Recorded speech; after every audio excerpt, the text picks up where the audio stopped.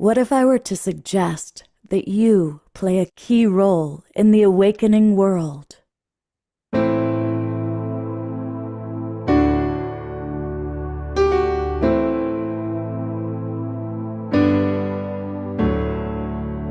that you are watching this because you have heard the call.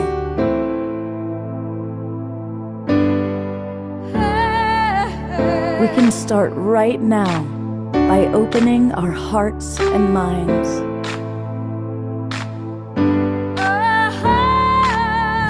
Welcome to the awakening world.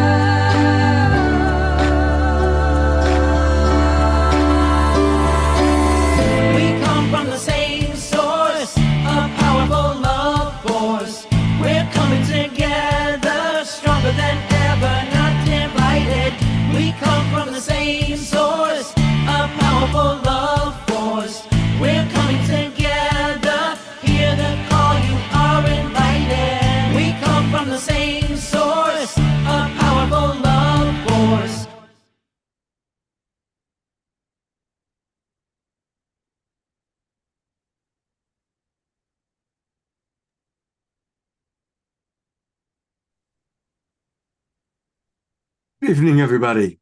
It is International Peace Day, International Peace Week, and we are the Global Peace Tribe. And so it's a very special show. You know, we started in April of 2020, and so this is our 6th show in which we've celebrated International Peace Week. And every one of these shows that we've done has been very special.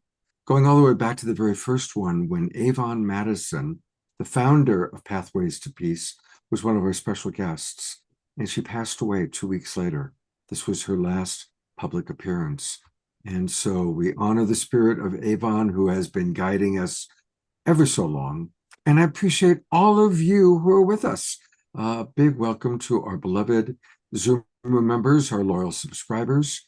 And welcome to all of you watching on Facebook and YouTube. And boy, do we have a great show tonight. We've invited some of our favorite wisdom keepers and elders, including Chief Phil Lane, Mayor Cromwell, Louisa Tesh, Amanda Waring, and many, many others. And I'm really grateful to have as my co-host Jayoti Ma, who has really helped to bring in some of the elders that we're going to hear from tonight. And she is somebody that we've had on the show before. And Jayoti Ma, before we go to Omashar for the opening song, what does this International Day of Peace 2025 mean to you? Well, thank you, Scott, for having me with you on this very auspicious day, in this moment of the equinox and the new moon. So the stars are truly aligned in a spectacular moment here for us all. And for me, when I sit with the Day of Peace, I come to that place because I've been so fortunate in my life to be brought to sit with some of the most amazing elders and spiritual leaders around the world. And this is a moment of great change and shift. This is a moment when we first started talking about this, Scott, we wanted to look at the prophecy that some of our elders walk with, because it prepared us and it's instructing us in this moment that we're in, so that we can be the peace we've been praying for. So let it be that way. Well, we're looking forward to hearing much more from you and hearing from the elders. But as always, we love to start our show with some high energy and our beloved house musical artist, Omashar. Hey, welcome and namaste, everybody. And because of the topic tonight, I'm going to play a song that I wrote. The chorus of it is not mine. It's something that we sung for years every month in Sweat Lodge. I wrote a verse before it and a verse after it, and I'm using it as my chorus, and most of you will know it. I've sung it a couple of times here before, but it just seemed really appropriate for tonight. I'm going to put the lyrics in the chat so that you can, muted, sing along when we get there. And here we go. Theoretically, we do that.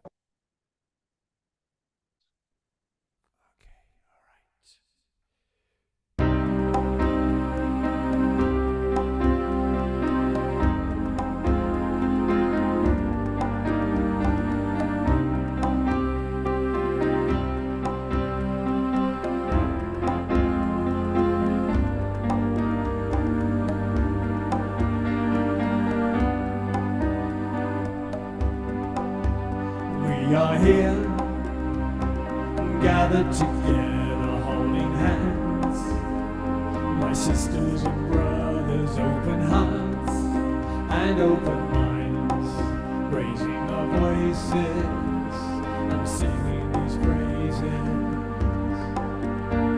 and singing these praises. Earth, my body, water, my blood, my breath and fire, my spirit. Earth, my body, water, my blood, air, my breath and fire, my spirit. Hey, yana, oh, yana, hey, yana, hey, yana, oh, yana, hey, hey, hey, hey, yana, oh, yana, hey, yana, hey, yana, oh, yana, hey.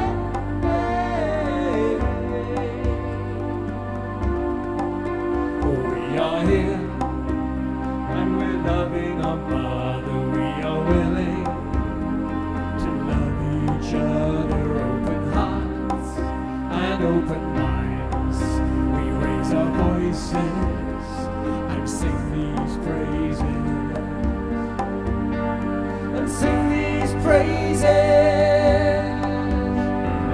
Earth, my body, water, my blood, air, my breath and fire, my spirit. Earth, my body, water, my blood, air, my breath and fire, my spirit. Earth, my body and water, my blood, air, my breath and fire, my spirit. Earth, my body and water, my blood, air, my breath and fire, my spirit. Hey, yana, oh, yana, hey, yana, hey, yana, oh, yana, hey, hey, hey, hey, yana, oh, yana, hey, yana, hey, yana, oh, yana, hey, hey,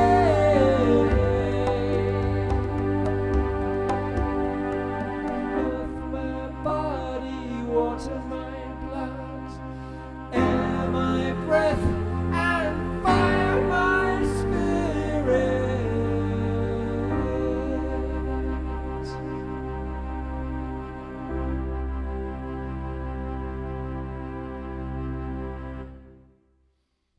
Let's go to gallery view and give a big twinkle. You had people singing. I saw you at Louisa, and everybody was singing those songs. I We're with you, it's brother. wonderful. I've met many people who know that song, and so I'm sure it's the chorus bit. So anyway, thank you. Yeah, thank you very much. And of course, beloved Omarskar will be with us back at the end of the show, or not at the end of the show, in the middle of the show. Well, to introduce one of our favorite luminaries, I've got a really fun video showing you what beloved brother Chief Phil Lane has been up to. Let's take a look.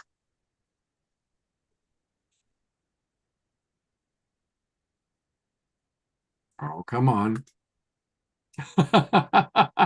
You know, we tested this video before the show. We tested it and it played perfectly, but we're going to try it again because I really do know it wants to play. I really do. There we go. We give great thanksgiving for this great day that is leading to the signing of a binding planetary peace treaty to end war. In honor of St. Bridget and to our sacred prophecies. And those fires were joined. The fire of St. Bridget, from the original fire, we have that ashes that were joined on the 10th of July, buck moon, with our sacred ashes from all over Mother Earth, the 8th fire, and other sacred props, Greenland and other places. Creator of the universe, most beloved one, all powerful one, most kind one, most compassionate one, ever forgiving one. We call upon your holy power at this time to infuse us with your holy and sacred power. And creator of all good things, we give thanksgiving for all your sacred teachers. From the beginning of time that have come and taught us to be kind and loving and compassionate, humble, and most of all to be good relatives. For creator, we know the time has come for the end of kingship to kinship. We call for kinship at this time. No more triangles, but circles. Creator of all good things, we call upon all those tribes of days east from where comes the red sunrise to come together in unity and harmony right here at this Gypsy Castle, right here at this gathering. For each of us is a spiritual representative of all that have gone before us. And we know peace is not only possible, it's inevitable because we find it right here. All the relatives here representing all those that went before us. We are in peace here. We are here for peace. No time of war is over. Forever.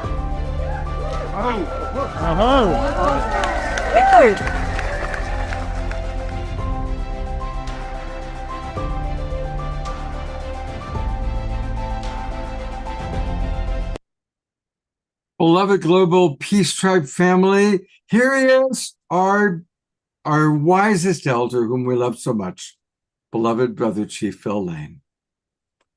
Well, so wonderful to be here and open with a prayer. But I want to say, what a joy to see my sister Louisa.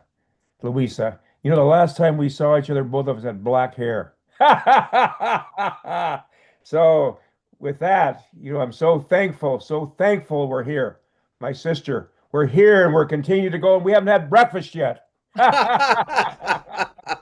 I'm going to give a little opening prayer here, and I'd like to say a few words about peace. O Tunkashla Wakantaka, creator of the universe, most beloved one, all powerful one, most kind one, most compassionate one, ever forgiving one.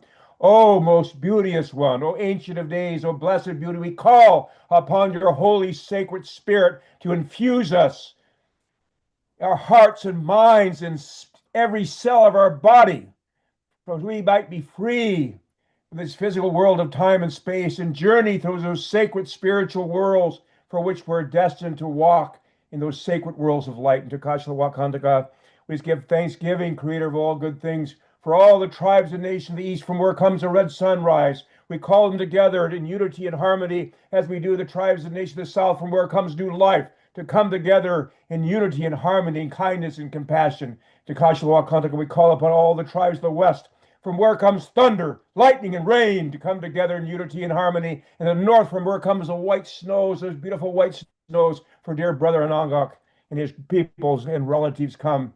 And to Kashla Wakantaka, we call upon that sacred wings, that sacred eagle, that sacred hummingbird, that sacred condor, that sacred eagle that join together. We call upon the power of Father Sky and all the masculine elements of life that are in unity with all the feminine relatives of life, qualities of life. And we humble ourselves before our beloved Mother Earth and womankind. We ask, Creator, the wings of the eagle, the condor, the quetzal, and the hummingbird may have equal power and love and compassion and equality as they had from the very beginning that has no beginning. To Kashla Wakantaka, again, we just give thanksgiving. And I share this prayer of unity. Oh my God, unite the hearts of thy servants and reveal unto them thy great purpose. May they follow in the commandments and abide in thy law. Help them, O God, in their endeavor, and grant them strength to serve thee.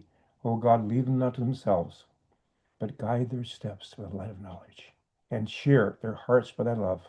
Verily thou art their helper in the Lord. Haul me chante washtelo, Shunkmano hemeado chinupasapa meado haul me chante washte. My names are Shunkmano and Chinupasapa, and I stand fully responsible before the Creator for my words and my actions. Haul me chante washte. I hope. Well, mitaki epi, I think we all know that the huge elephant in the center of our planetary front room is war, war, war. And we know that war leads only to more war. In fact, now we can see very clearly that the industries of this world are focused on war. If we just see the amounts of money right now, today, we're spending on war, and we just project that just at the last 5 years of what we've been spending on war, that means by 2050, we're going to spend over $200 trillion on war. $200 trillion. Can you imagine all those relatives right here and now on our Mother Earth who are dying every every 7 seconds, a child dies from hunger, starvation. We hear everybody talk about, oh, we want to end extreme hunger. 99% of all extreme hunger is in the middle of war and conflict. Unless we face this head on, war. And that's what happened when we were in Ireland. We did face that head on. On the Buck Moon, July 10th, we ignited the 8th fire in harmony with the fire of Kildare, of St. Bridget, her original ashes. They're burning now everywhere on Mother Earth. And then we visited all our Irish relatives who, in 2023, in Palenque, came to join us because of the great gift given by the Choctaw people in 1847, right after they'd gone through the Trail of Tears, starving, no funds. They heard about our Irish relatives who have been colonized just like we were colonized. The Great Hunger, where over 1 million Irish relatives died from hunger. Another 1 million were forced away from their own home. But they felt so deeply about this, these relatives, these Choctaw relatives who had married these Irish men who'd come from this great hunger. They traveled to Cork, Ireland, and they brought, in today's dollars, thousands of dollars. They had nothing, but their hearts brought those funds there to help those starving Irish relatives, and they didn't forget. When our dear relatives, our dear Dene and Hopi relatives were suffering during COVID and now not provided kind of resources, the Irish raised over $2 million, $2 million to send to those relatives. And so not only that when they had the opportunity to build a statue to honor someone at Cork, they chose Kindred Spirits Ireland statue, which is 9 eagle feathers to honor the Choctaw people. And that built this bridge that was fulfilled in 2023 when we first met the union of the condor, hummingbird, quetzal, and eagle. We knew and saw the vision. They would be the bridge into Europe. And sure enough, in Cork, Ireland, our Frisi relatives from the coast of Netherlands and from Germany came over, and we joined, and that movement is going. And then on the 20th of July at Gypsy Castle, for 3 days we prayed. On that day, we signed the binding planetary treaty to end war. Binding planetary treaty to end war. And Brother Onongok, who's not here tonight, was there, and others, my other good relatives were there from all over the Union, across the Americas. Other relatives came from Thailand, other places, from the Frisi people, from other tribal people in Europe. And we came and said, it's time to end this. It's time that we fulfill completely these prophecies. Because we know, Mitakuyepi, we're one human family. Genetically, they've proven over and over again. Spiritually, we already know we all come from one source, one sacred source. All sacred teaching that teach love, compassion, happiness, kindness, humility come from one sacred source. But we also know scientifically, genetically, 99.9% of us ourselves are the same. We are one. Secondary things are our eye color and our gray hair and how our skin might look. But that's all. We're one human family. And not only that, we know the hurt of one is the hurt of all. And the honor, the uplifting of one is the honor uplifting of all. So Mitakuyepi, I just want to say that in this beautiful days we have, the 99 days of peace through unity, that began clear back. We look back to the year 2000, our dear sister who's passed on the other side camp, who's right here close in our closest vein, because we know there's no death, just a change of worlds, just a change of worlds. One more thing I want to mention here, that if we continue with global debt from where we are right now, we're talking about by 2050, not only are we talking about at the same rate of war being at $200 trillion, we're going to be over $440 trillion in debt, global debt, planetary debt. The other thing I think is really important to notice and make remark to really, really look at, you know, there's been billions upon billions of dollars poured into the Amazon, billions, billions. And the situation in the Amazon is worse than ever. From my perspective, in talking to our relatives there, it's time to listen to the people of the Amazon. It's time to create space of 2 weeks for them to come together with their sacred medicine, their sacred ayahuasca and other medicine. Let them talk to each other. The solution to the situation in the Amazon is in the Amazon, from the peoples of the Amazon. It's time for us to come and listen to them, not to come from outside and tell them how to do this. Because look at the billions and billions and billions we poured into that, just like we poured billions upon billions into the war on drugs. And it's worse than ever because we've got to go to the root cause, it's spiritual and foundation. It's time to get down and put these resources into children, into mothers, into young families. So there is no consumption, no cartels. Simple as that. So we've got to turn inward. Inward, that means facing into our own selves too. Our own selves, including our own indigenous people. We used to have one Sundance, now we have hundreds of Sundances. It's time for unity between the greatest challenge we have, from my perspective, as indigenous people, as human beings, is our own disunity. The fact that we have been split up, separated, it even seems like more separated, when really we're one people. So I want to share those things I know I've shared with strong feelings, because this is the time. Just think about this. Every one of us here on this beautiful gathering here, this beautiful Saturday evening, wherever we might be, each of us is a spiritual representative of all that have gone before us. Can you imagine? Right here, we are representing all that have gone before us since the beginning of time that has no beginning. So here we are in peace. So if peace is not possible, it's inevitable. The time has come. All the prophecies have said very clearly, the time has come. But Mitakuye, it's really important from the depths of our hearts and souls, we make this U-turn, because we're going to suffer, and our children and grandchildren and future generations are going to suffer until we do and turn this around, which we can do. So Mitakuye, I'm just going to say that much and say it's such a pleasure and honor to be here. Please join us, by the way, in signing the planetary binding peace treaty to end war. We have over now 600 signatories, but not just, by the way, not just individuals. These are organizations like the Unity Earth, the United Religions Initiative, and many others that are joining us. Now we have very large groups, churches coming in, faiths of different kinds, from different faiths.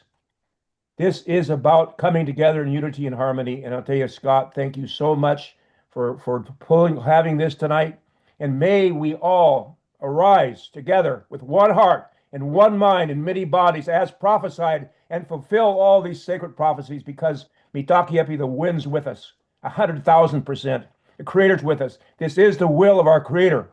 Thy will be done on earth as it is in heaven. Hallelujah. Chante Washte. Oh, wow. I'm going to go to gallery view for a moment, and let's just all send beloved brother Phil our love and also healing energy for his detached retina.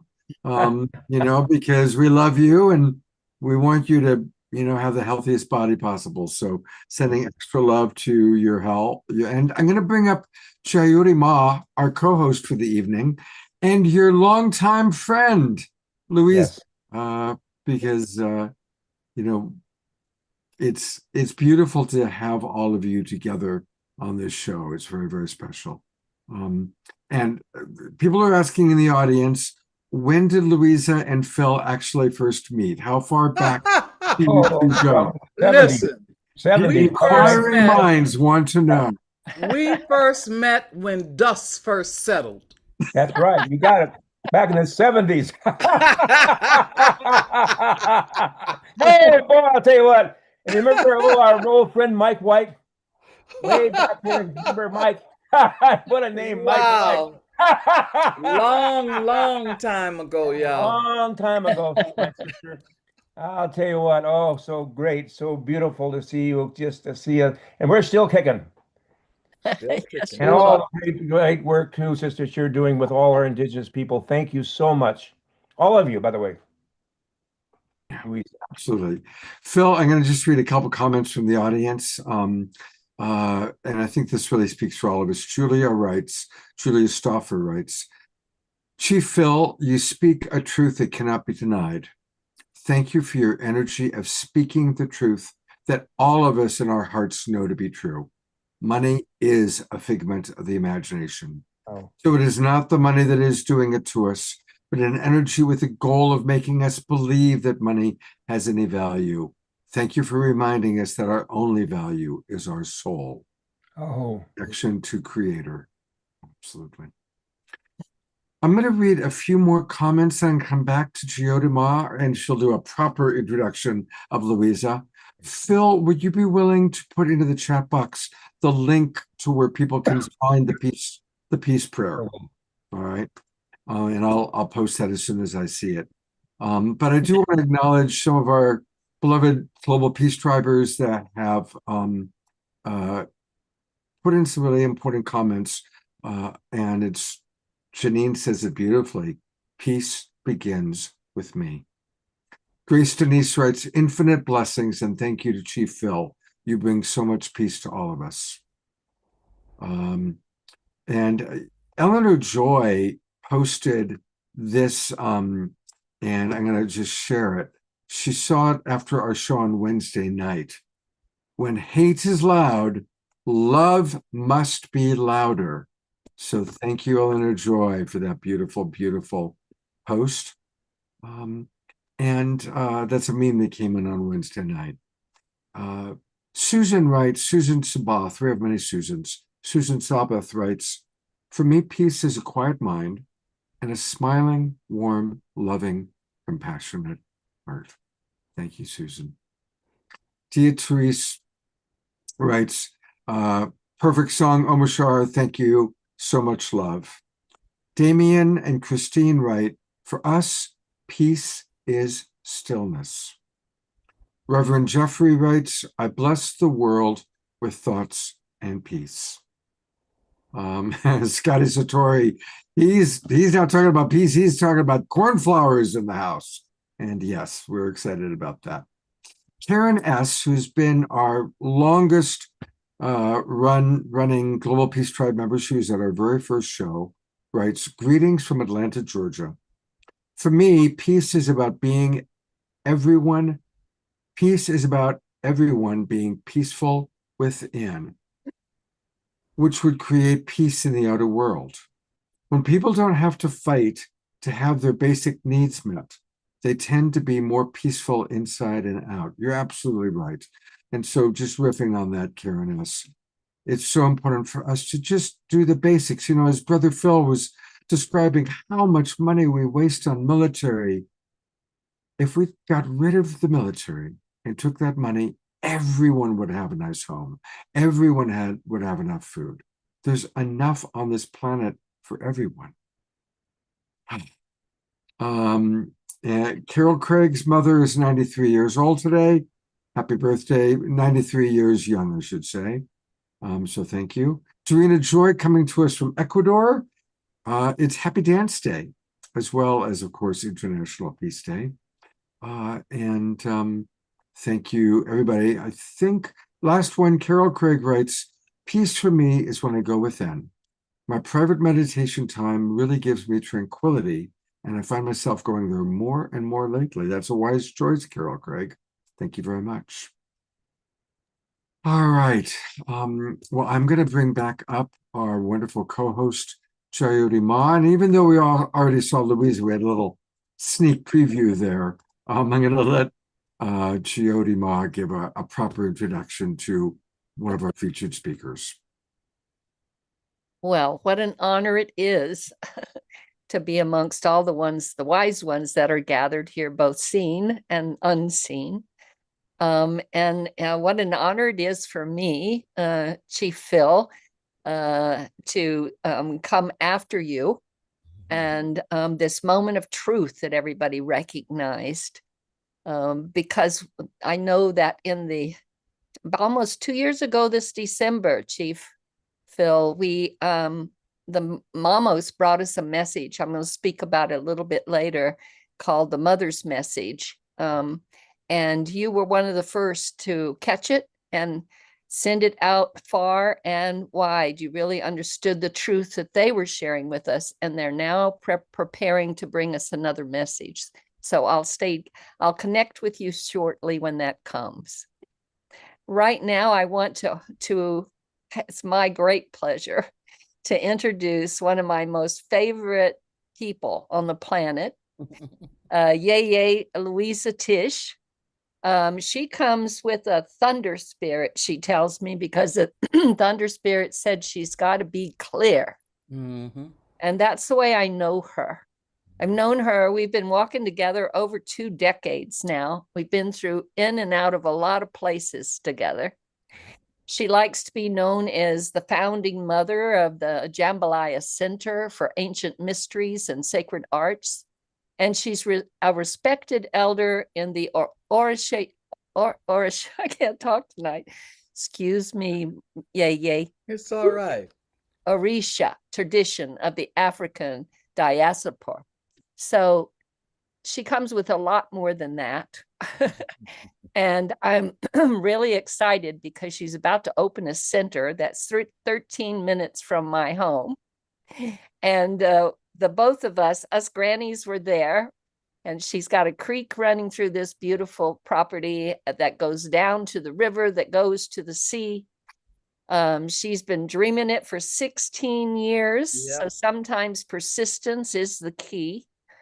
And we were recently over there together with her community and my community, and we're going to do a collaborative action with our prayers and our work together with the Mother Earth delegation and other ways that we can weave in this moment where collaboration and unity is calling us all together. So I'm just so excited you're about to be over here, and this granny is dancing, and I can't wait till we can dance together and you're in your new home. Yay, will you share some wisdom with us today? Yes, I want to begin with Unire da orum, unire da, unire da ile, unire da, unire da egum, unire da, unire da iworo, unire da. I ask for good fortune from the heavens. I ask for good fortune for the earth. I ask for good fortune from the ancestors, and I ask for good fortune for all the people. In the Ifa Orisha tradition, good fortune is the word ire, which means to be in balance and in harmony. You know, oftentimes, as an American, there are people who talk about what I call the melting plot, the American melting plot, where everybody is poured into a pot and stirred and everything comes out gray. This is not what we want. What we want is a bouquet. We want a bouquet where every flower has a beautiful shape, a beautiful scent, and each flower can contribute its beauty to the bouquet on a bed of green. That green is the earth. Creator had a wonderful time making all of us this variety that we are, the different skin tones, the different eye colors, all of the things that Phil named. We are all flowers in a bouquet on earth. If we can start to see that and love and respect each other for both our commonality and our uniqueness, then we will have balance and harmony. We can sing together, we can grow together, we can be beautiful together. I am very fortunate to be an elder in a tradition with an elaborate divination system. And twice a year, in January and in June, the priests of my tradition gather worldwide, and we invoke the ancestors and the deities and ask them what is coming, what is happening now, and how should we conduct ourselves. Okay, such things as the COVID epidemic was predicted. The bombing in 9/11 was predicted. And when all of these predictions come down, we are always guided how we should conduct ourselves in the face of it. Now, I have two good pieces of good news for you. Item number one, we have been told that he wears the crown of a king with the mind of a child. So all these bad boys who think that they are running the world, we need to invoke that they grow up, because that's what this is. This is an adolescent game being played with the earth and with our lives. They need to grow up. Okay.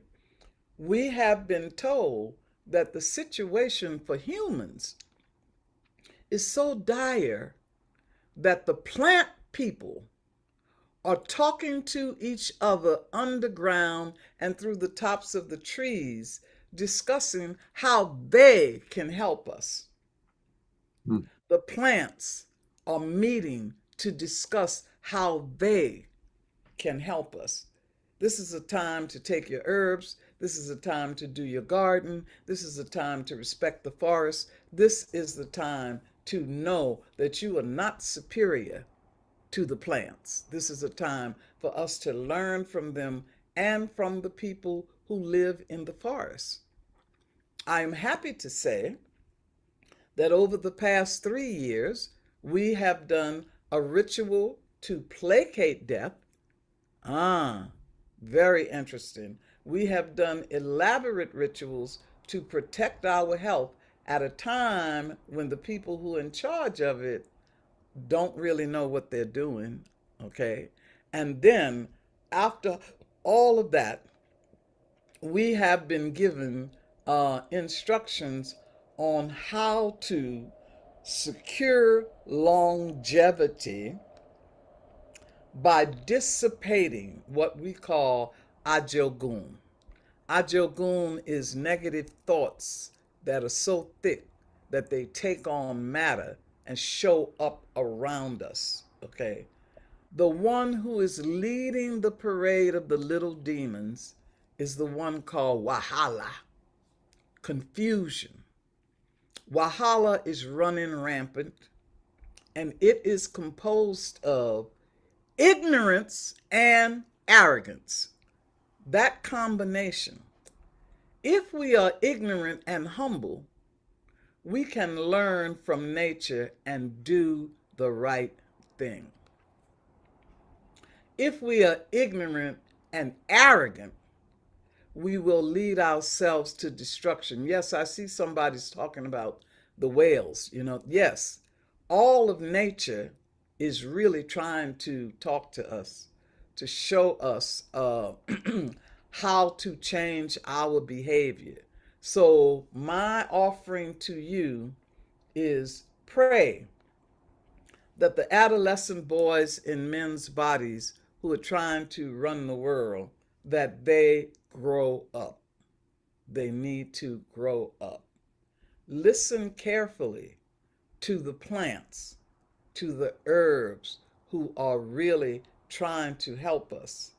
Stop any abuse of the animals, right? And most importantly, we have to come to a place where when we encounter each other, we want to see each other's spirit first. See the spirit first. As we work to decolonize and take apart what has been done to all of us, the best way to re-indigenize is to study what nature is doing and become humble children of Mother Earth who are willing to learn from her ways. Thank you for your time and your attention.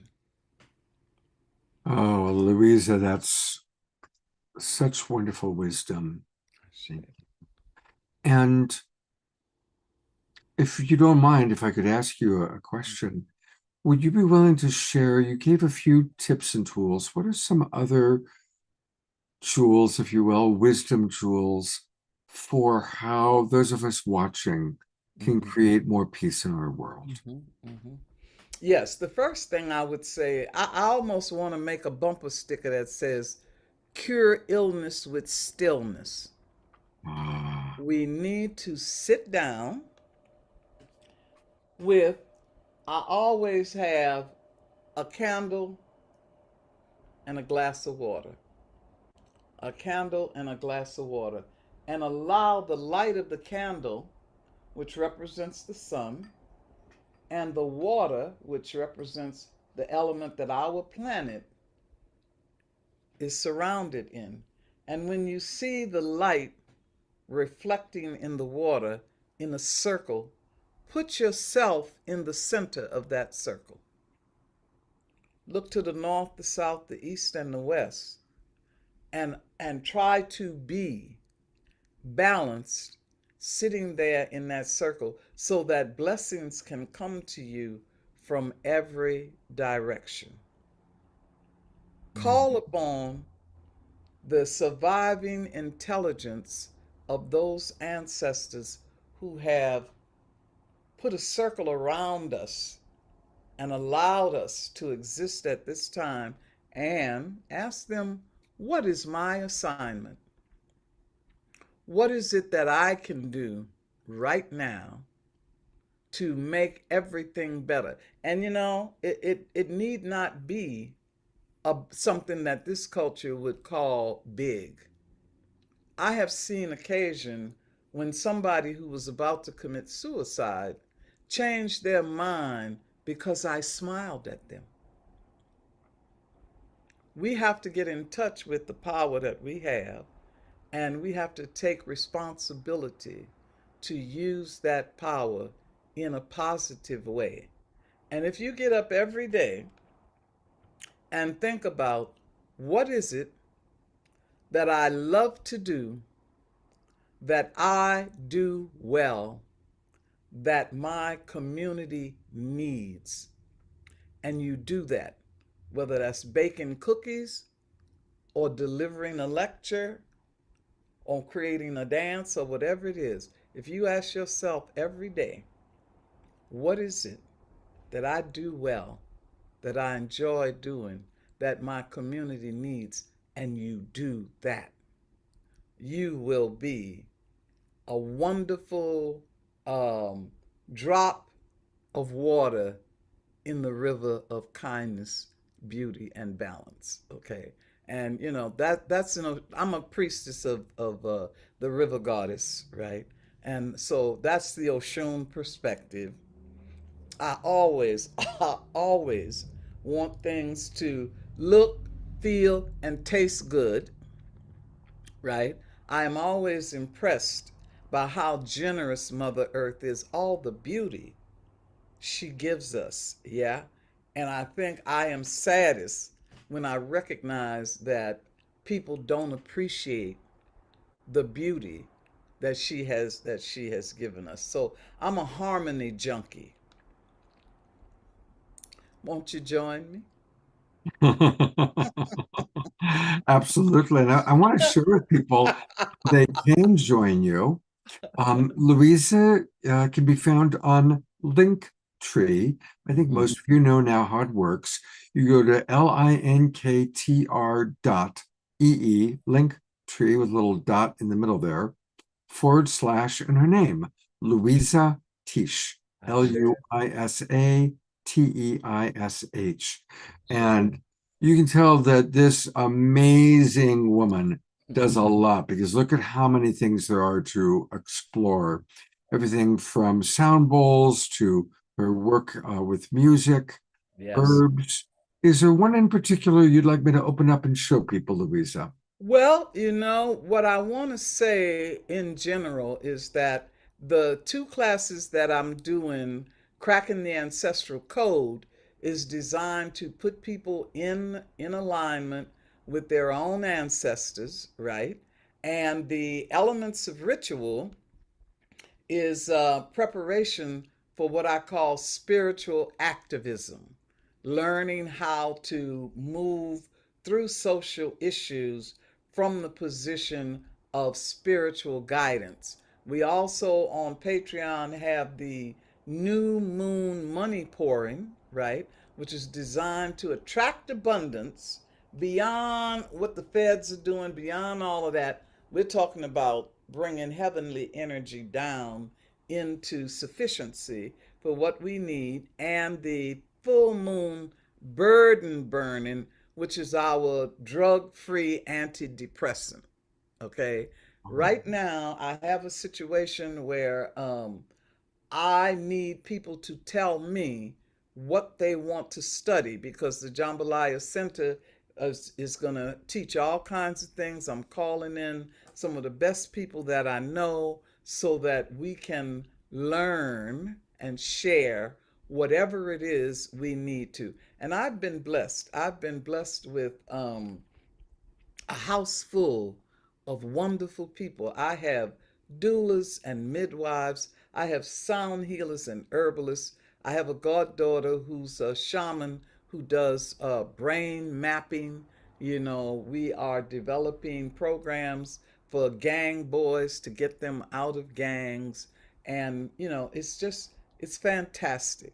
Come on in, let me know what you need, and we will do our best to pull it together because the time for service and the time for connection is now. Beautiful. So if you go to her website, um, to Linktree, or if you go to Patreon, Patreon. I'm going to become a member. So if you go to Please. patreon.com / yay, Louisa Tish. And I'll leave that up for a moment so people can write it down. And it's so important for us to support this amazing woman. And Louisa, I always am so grateful to have you with us. I'm going to bring your friend Shayuri Ma back on Ashe. for Thank you. anything she wants to add. Oh, how can you add to that? You made such a wonderful bouquet. And I can actually feel the aroma that came off of it that's moving through the air that's going to touch us all. So I'm just going to take a deep breath and stand right beside you as you continue to light the way for so many. It's you always inspire me, Yay. You always will. Ashe. Well, the place where the Jambalaya Center, and if people want to donate toward the securing of the place, we have 3 gardens on 5 acres. We have a flower garden that is magnificent.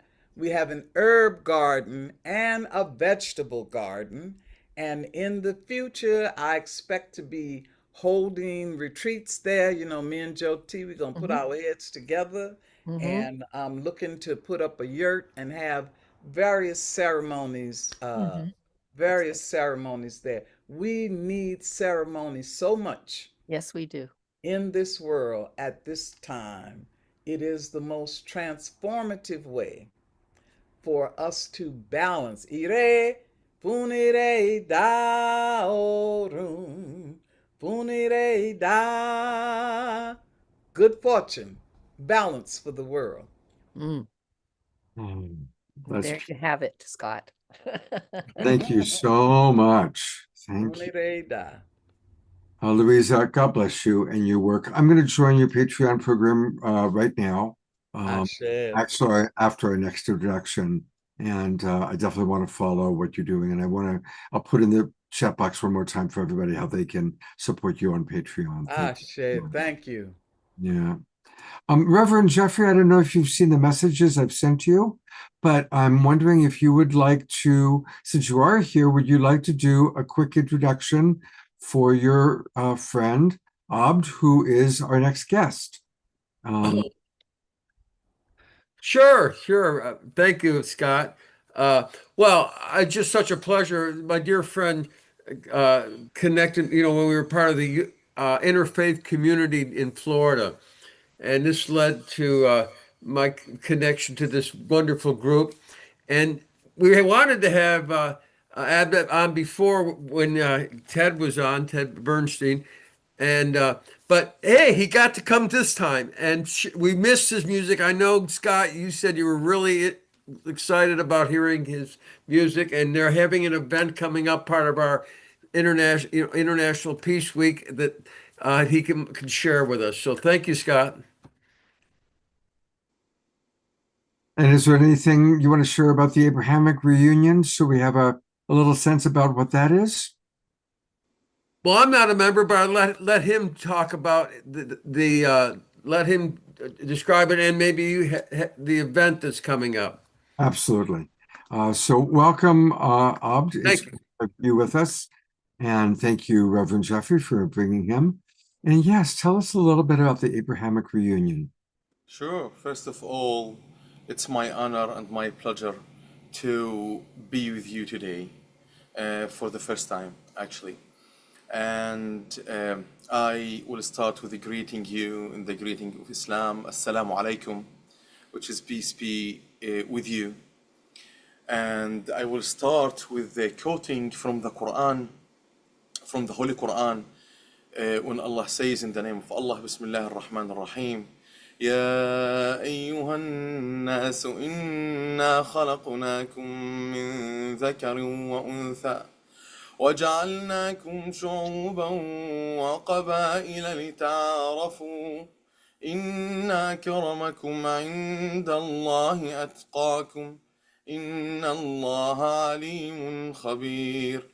O people, we create you, male and female, and we made you nations and tribes to know each other. The most honorable of you, the most righteous, indeed, Allah, the most knowledgeable and the most expert. This is the beautiful words from Allah in the Quran to the people. And any gathering, especially the gathering of peace, this is the most holy gathering always.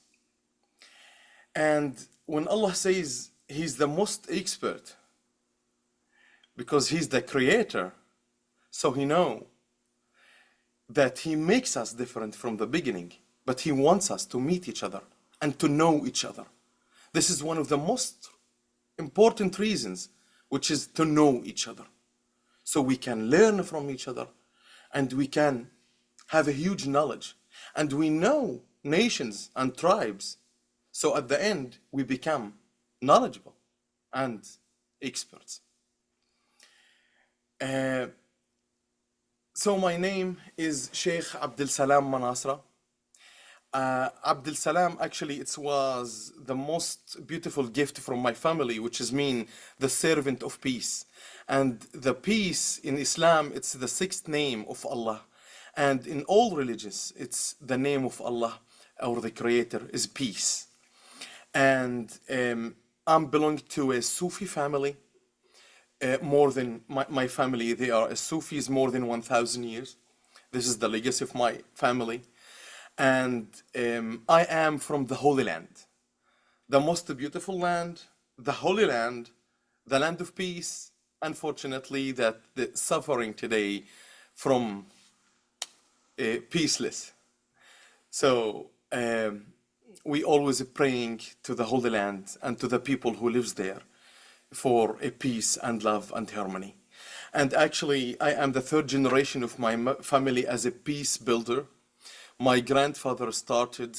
My grandfather was born in the 40s, and after the 48, we are a family from Endur, which is abandoned village today, but we moved to Nazareth. It's in half hour from our village originally. And my father, when he became a sheikh, he started a peace movements in the Holy Land with other rabbis as Muslims, Jewish and Christians, Druze, Ahmadis, and lots of religious and Samaritans all together to bring peace and to bring the people together. And to remind the people that the purpose of creation is much more higher than conflict and killing and war. So this is, and I am honored as the third generation as peace builder and bridges maker between nations in the Holy Land.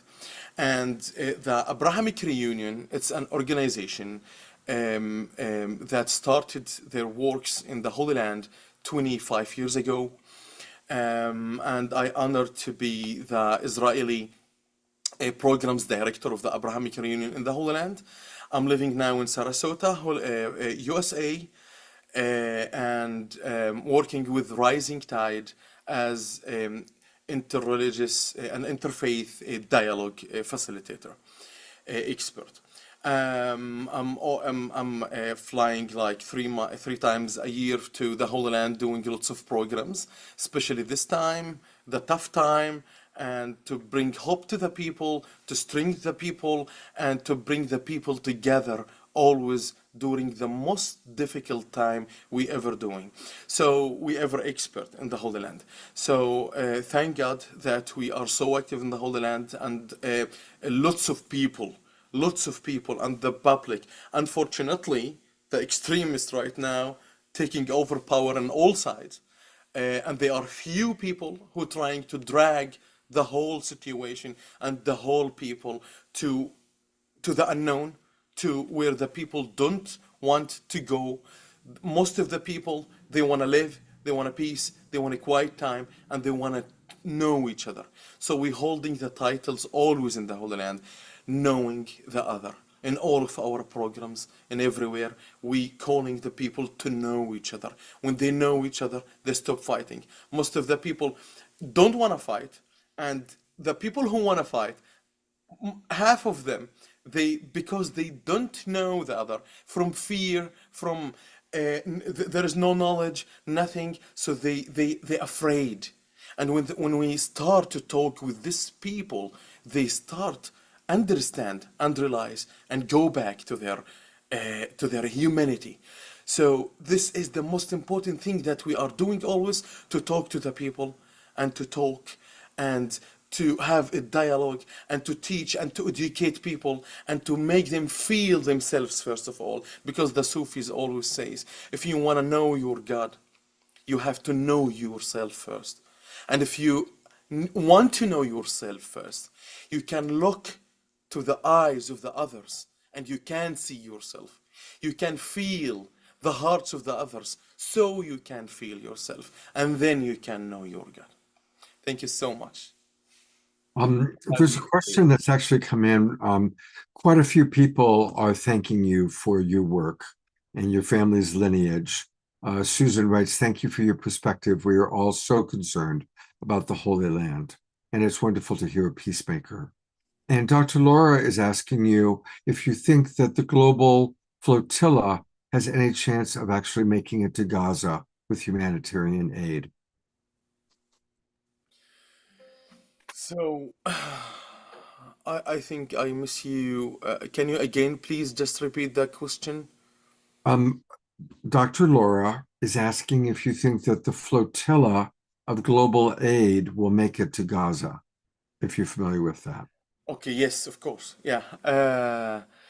I hope we all hope we doing all of our best to bring peace and to we praying. We do lots of programs in the Holy Land, and we praying for everybody who trying to do a peace. Unfortunately, as my dear Phil says from the beginning, that there is a trillions goes to war and to demolish lots of places in the world. One of these places, it's Gaza. But, and there, again, the few people that I mentioned before, I didn't want to, just to say, but lots of people from governments around the world, they supporting this war. So we pray and all support we can do right now for to any movement wanna send aid. It's a praying and to push and push more in the streets for the people to come all together to stop the war. And we saw and we witnessed for a huge demonstration in Tel Aviv and everywhere, Jewish people, Israeli people, who calling for stop war on Gaza. So all what we can do right now, that to strengthen the people and to bring more and more and more people together to push on the governments to stop the war. And we pray and we hope that any aids can make it and can go through. Thank you for that. Thank you. And I'm excited because you're going to play and tell us what that instrument is, please. Sure. This is a traditional instrument and so ancient instrument. Actually, they found in Syria a wall a paints about the oud then more than 5,000 years ago. It wasn't the same shape. It was a leather here, but with the time, it's become in this shape.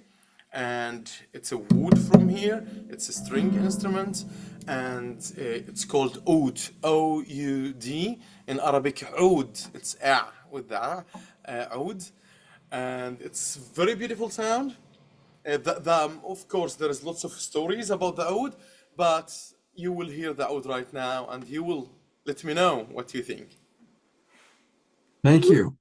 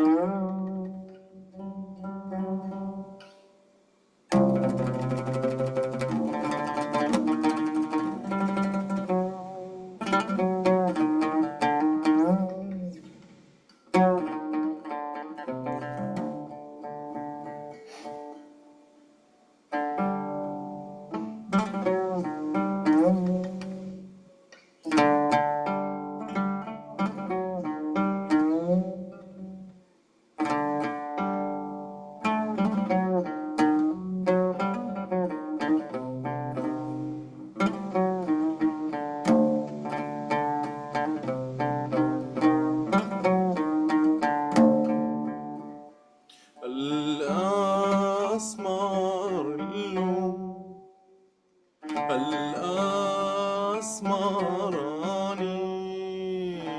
تعبان يا هواك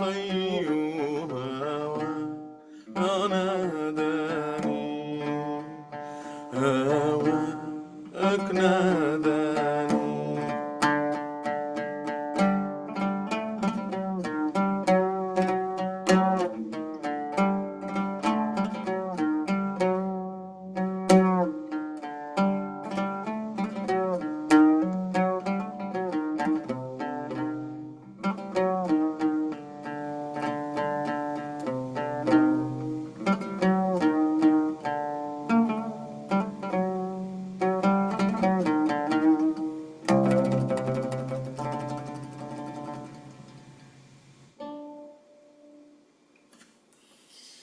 Thank you. Thank you so much. I'm going to go to gallery view and send you some love. Louisa was writing about how touched she is by that instrument. And Dr. Laura writes, not only does your instrument have a soulfully beautiful sound, but your playing and singing add to this depth. Thank you.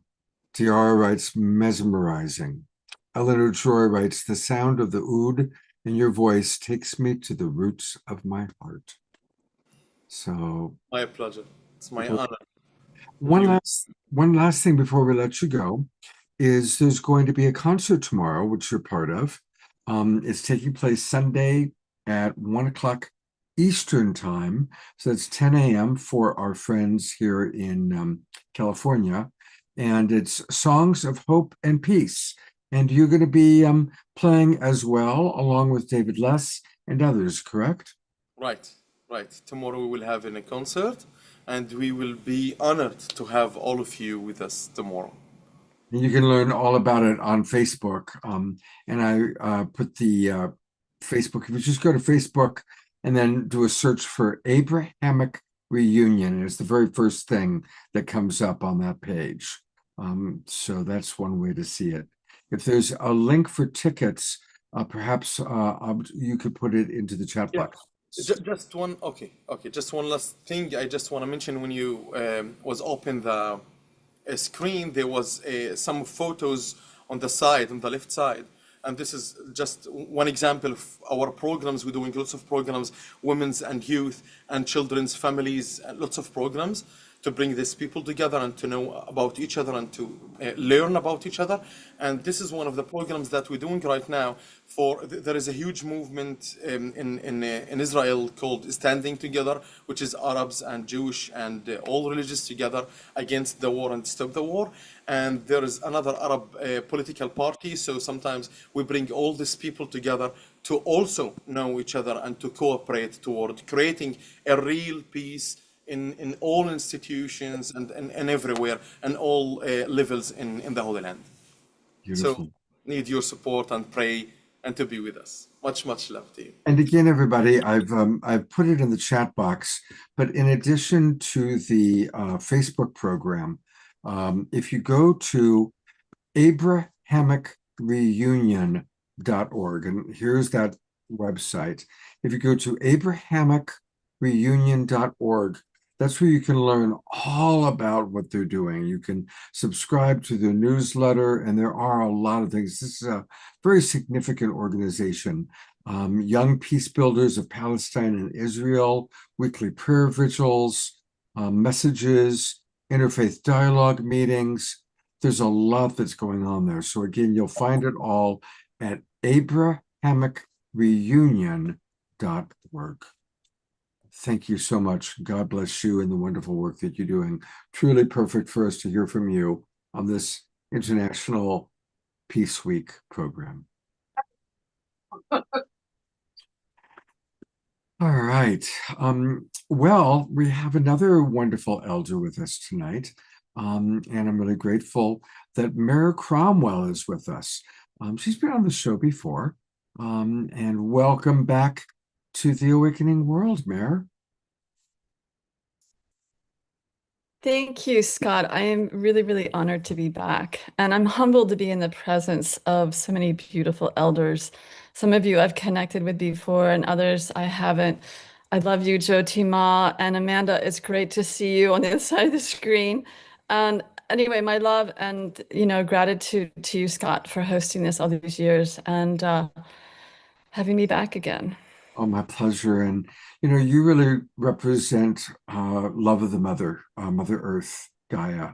And your work has been so significant in helping us to connect more to our true mother. I always, as a coach, when people are traumatized or sad that they're not getting the love that they want from the human mother, I always try to direct them to the big mama, Pachamama. Our little human mothers are just like these frail little people. And Pachamama just blesses us with so much love and abundance. The air that we breathe, the food that we eat, the water that we drink. And you have done a wonderful job through your Great Mother Love Earth program and the Thousand Goddesses program to help things. So, what's your message today about peace? Oh, well, first of all, I want to say my heart goes out to the people around the world who are in the war zones. And what Abde, I'm not saying your name right, but what your group does touches me really deeply. I mean, my heart is hurting, feeling the pain of those who are in these war zones. So, my message for peace today is I'd like to echo something Louisa said, is ceremony. Ceremony, ceremony, ceremony. And the reason I'm here tonight, and Scott, thank you for having me, is that Mother Gaia, and I'm asking her to give me the words to speak right now because she's talking with me all the time. I've surrendered to serve her. She asked me back in 2016 to start organizing the Thousand Goddesses Gathering. And that has evolved into a global grid of ceremonies around the world once a year. Now, this fall, she landed in my lap a month ago, because this is what she does, to organize something which is pretty out there and it's gotten a bit of flack, but it's called Siren Loving Up Day. And what I'm talking about, and everyone's going to know this logo. Do you see this logo? This is the Starbucks logo. And this is actually a goddess called Melusina. And Melusina and I have been talking because everything is talking to me right now. It's a truly humbling time in my life. And Mother Gaia has asked that we recognize this logo as a goddess who Mother Gaia would like us to love up so that we can manifest a global grid of the goddess all around the world already incorporate a corporate logo that's in 32,000 Starbucks locations in 80 countries. And tomorrow is Siren Loving Up Day. It's actually a launch for a longer term campaign. I have no idea where this is going to go because Mother gives me the breadcrumbs. And she landed this in my lap, as I said, a month ago. And I want to share a little story because as soon as Mother said, this is what you need to do, and mind you, this is a month before the actual or another global grid called Water Love Day that Mother's asked me to do months and months ago, which is the Thousand Goddesses Gathering Water Love Day. The day after Mother gave me this assignment of Siren Loving Up Day, she said, you need to contact your friend Marcia. I have a good friend, Marcia, who lives in Seattle. And so I contact Marcia, and Marcia says that, I said, Marcia, do you know anybody who works at Starbucks? And she said, yeah, I have a friend in the marketing department. I went, okay, bingo. That's why Mother wanted me to contact you. So she contacted her friend in the marketing department at Starbucks, and she sent her friend the information about this event, which is tomorrow. And her friend who works at Starbucks said, wow, that's great. I super love how she's co-opting the divine feminine from the claws of capitalism. Maybe I'll do some ceremonies in the building, the beating heart of you will. Thanks for sharing. Now, as I'm reading that to you, I'm getting all this energy through me because some people, more than a few people, have shared with me, I don't go to Starbucks, I boycott Starbucks, et cetera, et cetera, et cetera. And I'm like, I get it, I get it, I get it. However, Starbucks is a corporation that has evolved from hundreds and hundreds of years of wounded masculine patriarchal systems, like all of us. We all grew up within these systems. Starbucks is one with us, believe it or not. And a lot of people are going to be like, what? How can that be? But the fact of the matter is that they didn't come up with these patriarchal ways. They didn't come up with these capitalistic focus on profit. This is not something they invented. So the fact that this woman is going to be doing ceremonies to the goddess within the headquarters of Starbucks, to me and a mother, is like, this is one of the ways the divine feminine works, is she comes in sideways and she opens the heart of those who are receptive. And even those who are somewhat receptive, there's still a ripple of love from the divine feminine coming in. And the invitation from Mother Gaia is for each one of us to see this logo. And by the way, the message here in the cup is I love your energy. Because I went into a Starbucks store and I said, you know, I need to tell you something. Did you know that your logo is a goddess? And I'm organizing this Siren Loving Up Day. And I had all this energy, and the mother was with me, and my spirit teams came in with me, who are wonderful, beautiful beings. And the woman who was making my drink wrote this on the cup, I love your energy, because we need the divine feminine big time these days. I think you all know this. We need the mother. We need to bring the mother into our lives. We need to remember that we're loved deeply, deeply by the mother. And one of the ways we can do this is subtle activism, which is doing ceremonies outside a Starbucks store, or doing it at your altar with a Starbucks cup, or even getting the logo off their website. You don't need to buy anything from Starbucks. A lot of people don't want to do that. That's fine. But this is to help heal and counteract all the wounded masculine patterns and behaviors around the planet. So that's happening tomorrow. But you know what? It's a longer term campaign. Do it anytime. Tell your friends, this is a goddess. Her name is Melusina. She actually exists, and she's beautiful. Can you say that slower and put it into the chat box for us? And tell us maybe a little bit more about the goddess Melusina? Melusina. Yeah. Melusina. I'll write it in after I finish here. So Melusina and I have been talking, and she gave me this really long message. And first of all, she wants to know that if you Google her name, it's fiction. The stories about her and the French stories of her coming out once a week, and that's fiction. She's actually a very, very, very ancient goddess, spiritual being who's been on the planet long, long before humans ever evolved. And her archetypal energies have to do with balance, with going way deep, because she's a mermaid. She goes way down deep into the ocean waters. The invitation she offers us is to go deep within ourselves and heal our inner, darker aspects of ourselves, because this is what Mother Gaia is also asking us to do, is we need to heal our hearts. We need to open our hearts and allow ourselves to be vulnerable, allow ourselves to be held by the Great Mother if you have no one else who can hold you. Hug yourself even. That's so healing. And she's also about flexibility and play. She's got a forked tail. If you notice the forked tail in the logo, she really does have that. And the tail comes together as one when she swims a lot of times, and that is a metaphor for coming into the oneness. And then she gave me messages to me about how I need to play more, and how I used to be a mermaid in a past life. I mean, she's really fun and she's powerful. And the incredible thing is that Mother Gaia has been activating her to a whole new level, along with some of the other divine feminine ones who are supporting our planet at this time, who are many, many, many beings, and divine masculine ones. Many, many beings are supporting Earth at this time.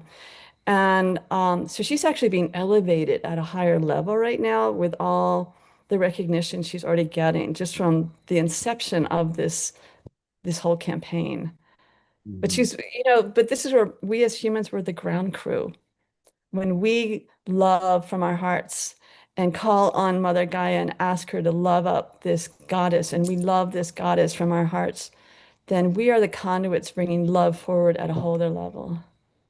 I think it's brilliant. I really do. And that's actually why I wanted to add this on, because look, peace is not hating Starbucks. It's not hating the corporations.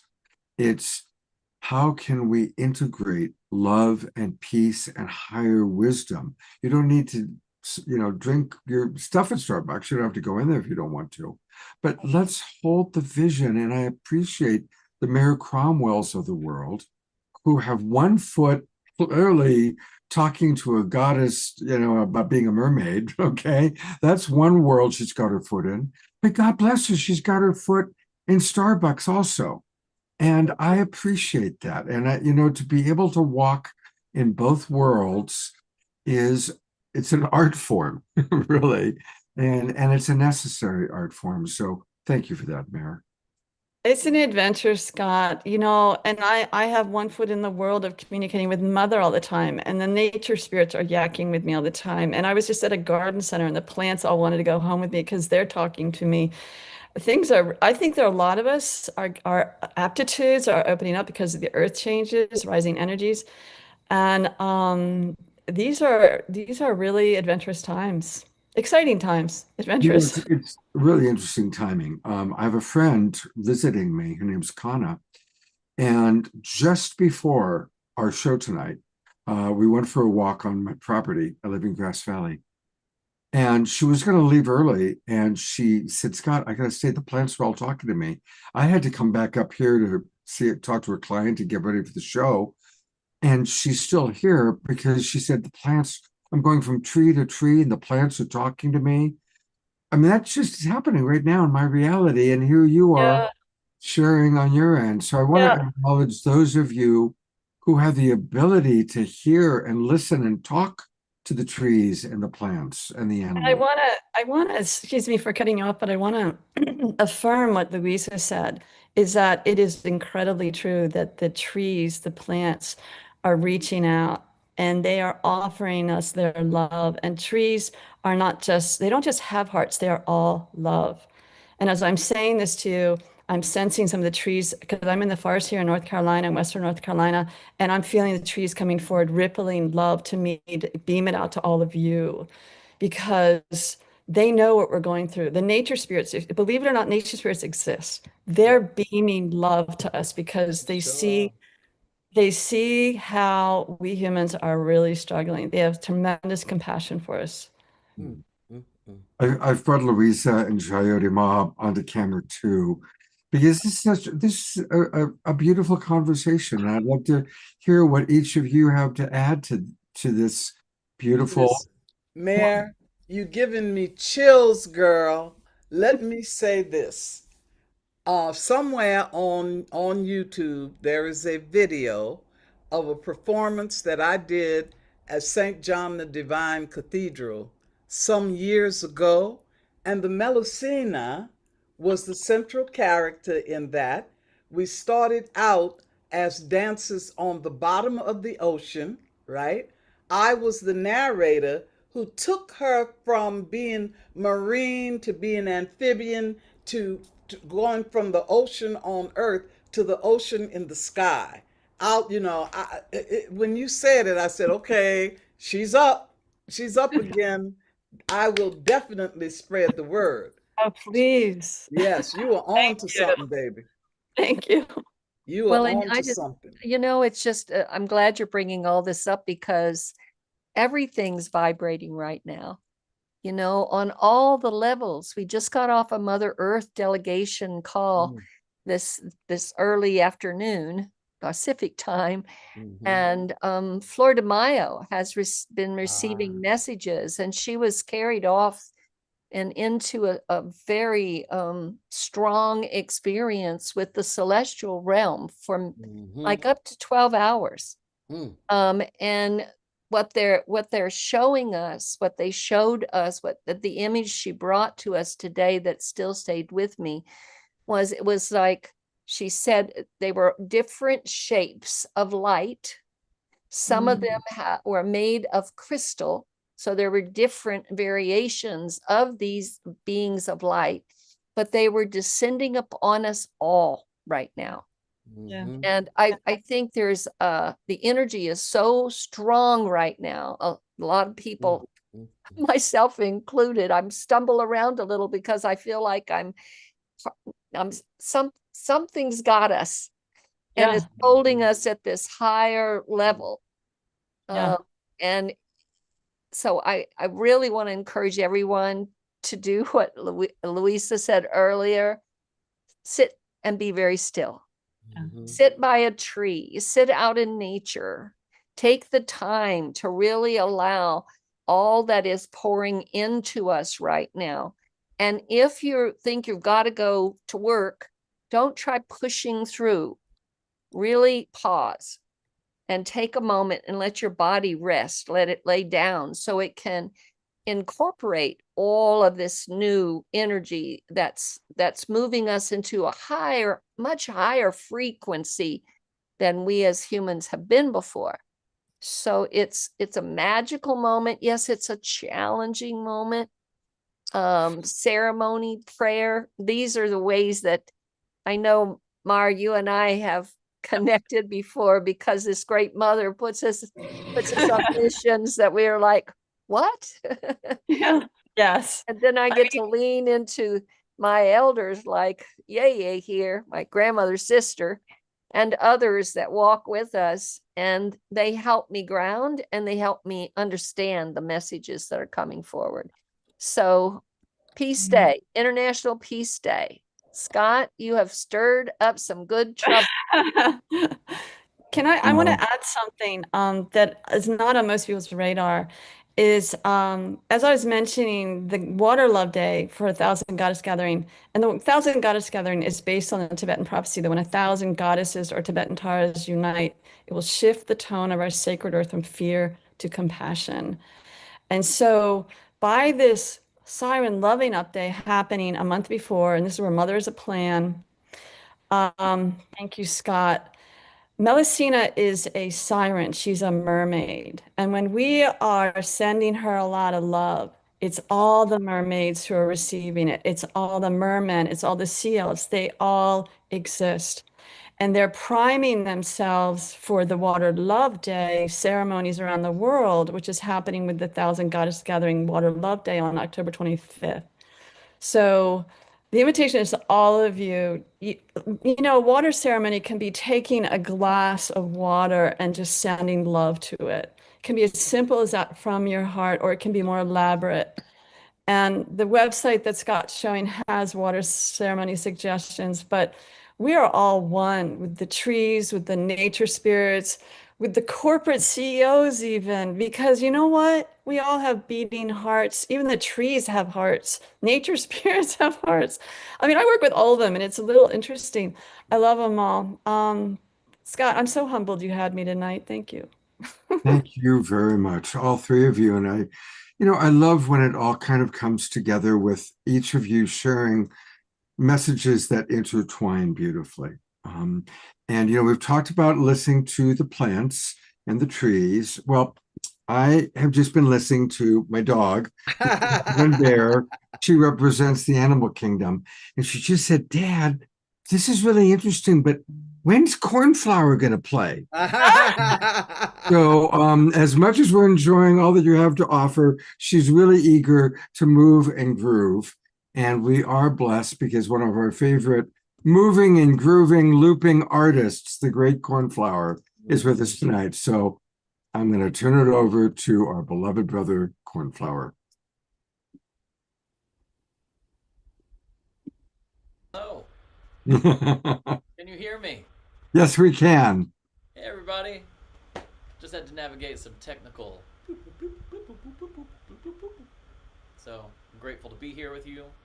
Thank you for calling me in, Scott, especially on this auspicious weekend, celebrating the equinox and the Peace Day, International Peace Day. Can you guys hear me okay? Yeah, but you may want to do a quick test just to make sure, because Okay. and we'll see Omashar is with Yeah, us. it's only your speaking voice, Cornflower, which is quiet, as we mentioned before, right? Is that not any better? No, it's no difference. Wow. Yeah, I don't know what to do about that then. Your remember before when we in the green room we had your mic and you had it louder Oh, then I put know it what you're down. talking about. Yeah, Cool, cool, man. I did exactly what I did before, and you said it didn't change anything, so I'm not really sure. Anyway, just shout and we can hear you and we love you, we feel you. I love you! I love you, everybody! That worked. Go.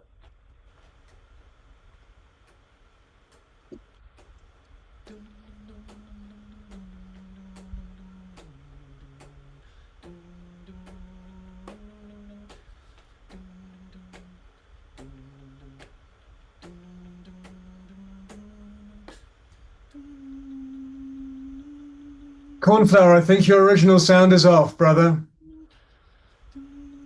Cornflower. Cornflower, something's not happening. I think your original sound is off.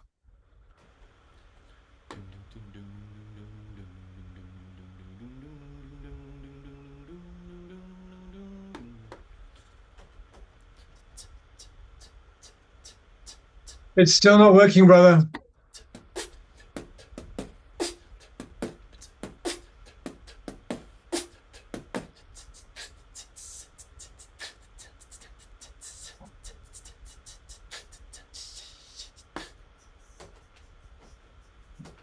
So no sound, cornflower.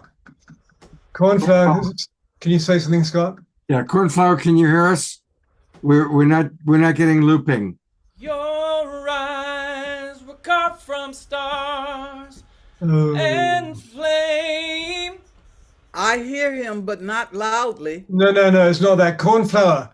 Cornflower, No one before Can you put him on has seen the same group? Yeah. We'll try and wave to him. Cornflower. The We're way not, you the looping look. is not happening. The looping is not happening. We cannot hear anything at the back. Did you turn your musician's sound off? Because we can hear you doing the top, but not when this music's coming in. And there's no looping.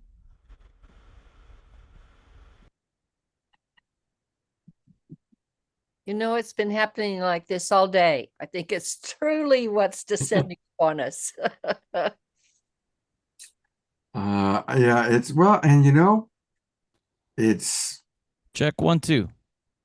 We can hear that, and you definitely have your musician's sound on, correct?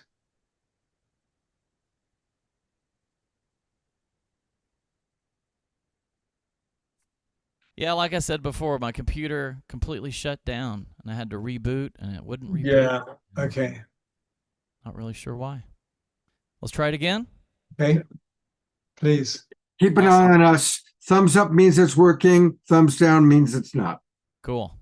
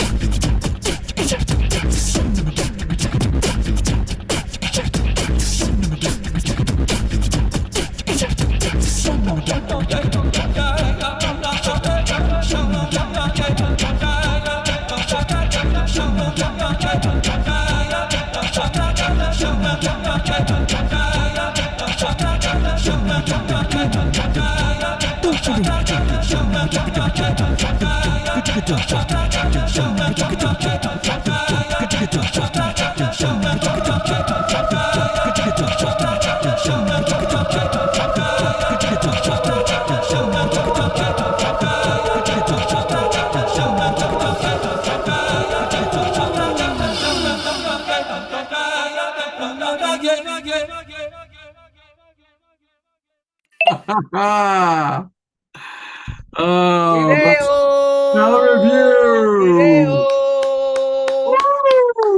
Woo! Whoa. Wow. Yeah. Hot. It Thanks just for go- bearing with the digital stuff. it just goes to show that good things sometimes are worth waiting for, Cornflower. Yes. Yeah, it's beautiful. It's great to see everybody up moving and grooving and dancing. And Ditto. Cornflower is going to close out our show tonight, but I do want to show everybody right now how you can get more Cornflower. And it's his website, of course, cornflowermusic.com. Cornflowermusic.com. Definitely sign up. Make sure that you get his emails. And you can get music. I'm going to go up here. You can get his music. There you go. All the different streaming services.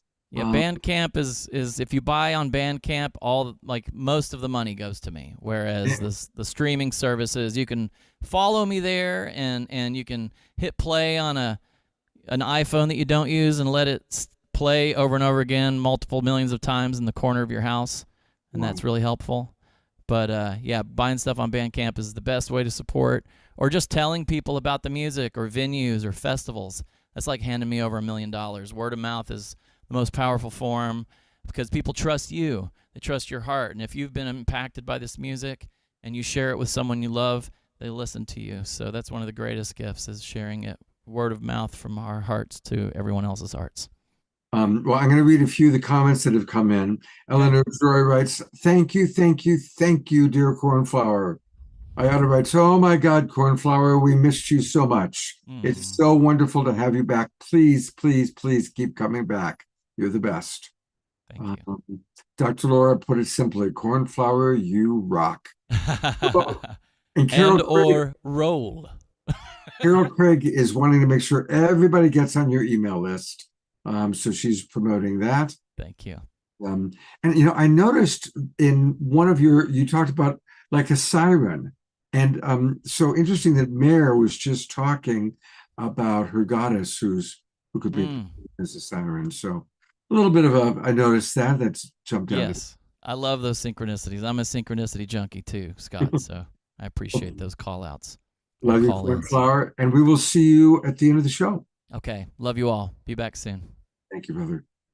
Well, we truly are the Global Peace Tribe. And our next guest is a wonderful example of that, because she's coming to us all the way from Omashar's native country, coming to us from England. And God bless her. It's the middle of the night or early morning there now. And of course, I am talking about our friend, Amanda Waring.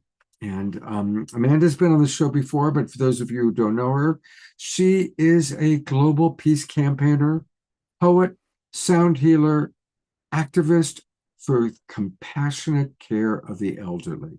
Isn't that an important activism? She is an award-winning actress. She was working as an actress as a young'un, and she's starred in the West End, and she has even sung for the Queen. And she's spoken all around the world about peace and has created peace events. So, Amanda, it's so perfect to have you representing England and Europe and all that's on the other side of the pond. Oh, thank you. It's such an honor to be here and to be here with fellow mermaids and and sirens. I'm loving how everything is just weaving these. I see it as waves of peace, and I'm feeling today this beautiful. There's a settling. So I think we said in the stilling and the silence, finding that peace. in that moment of grace and allowing that place to come into us.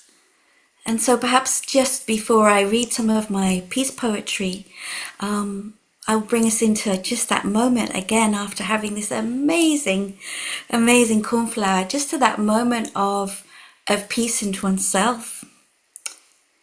May there be peace in your east and peace in your west.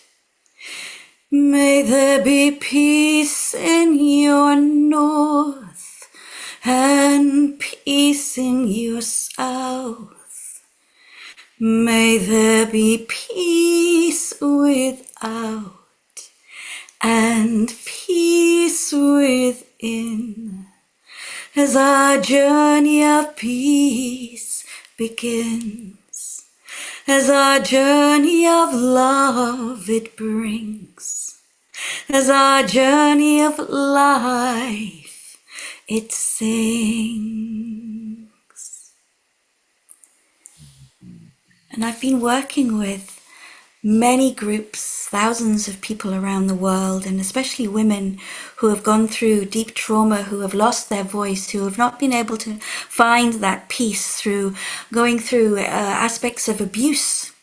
And one of the things that I feel passionately about is to awaken the divine feminine, the active call, the rallying cry for all of us as women to come into balance now, so that we counter the child in the in those that are the patriarchy that are at the moment ruling things in a way. And I'm calling in my family poem, We Are Family. Some of you may have heard this before, but if you hear this again when I read it, could you allow it to reach an even deeper part of you and allow the heart ripples, the waves of the emotions of this to reach through your ancestral line and to reach forward 7 generations forward as well. So we activate not only women, but the feminine within the masculine as well. So this is We Are Family. We are daughters and mothers and grandmothers, and we create life. We did not give birth to children to kill, maim, or fight. We say no more devastation and shattered hearts. We implore the governments to become a part of building bridges for peace, no longer chained to the profits of war that only reassure those who live off the ammunition, the smokescreen of battle, the battleground of hate. Make love, not war. We swore to honor our brothers and sisters. We are family. We are family. Drum this to the world. Strum this to the world. Peace is possible. War is impossible. As an antidote to unity, let's become one community where peace is held at its center as a sacred right, where we no longer have to fight for rights to be heard or seen, where a department of peace building allows us to intervene in the ways of tolerance and kindness, moving us from blindness into balance. We are family. We are family. Let's move away from autocracy towards a true democracy, remembering our interdependence and making non-violence a priority. Let's ungun America, shun the dogs of war, restore communication and recalibration. Let's shift into the celebration of our shared humanity, creating a culture of peace, where the vultures who pick at the spoils of war are shown what hands are for to reach out. Brother to brother, sister to sister, father to mother. We are family. We are family. We stand for peace. We dance the release of grief. We cry our pain for those who have lost their lives again and again and again. Oppression, suppression, depression, starvation. Let's move into an activation of solutions. A heart-based revolution. Peace is possible. We have to bring it into being by seeing it in our future. Drum it into life, not drums of war, drums of celebration, not his story, but her story, our story, not glorifying war, but honoring peace and the release of the shackles of blame and shame as we regain one love, one family. We are daughters and mothers and grandmothers, and we are stepping up and stepping in. A rainbow hoop of all colors and all nations, not dying for war, but living for peace, not dying for war, but living for peace. We are family. We are family. We are family.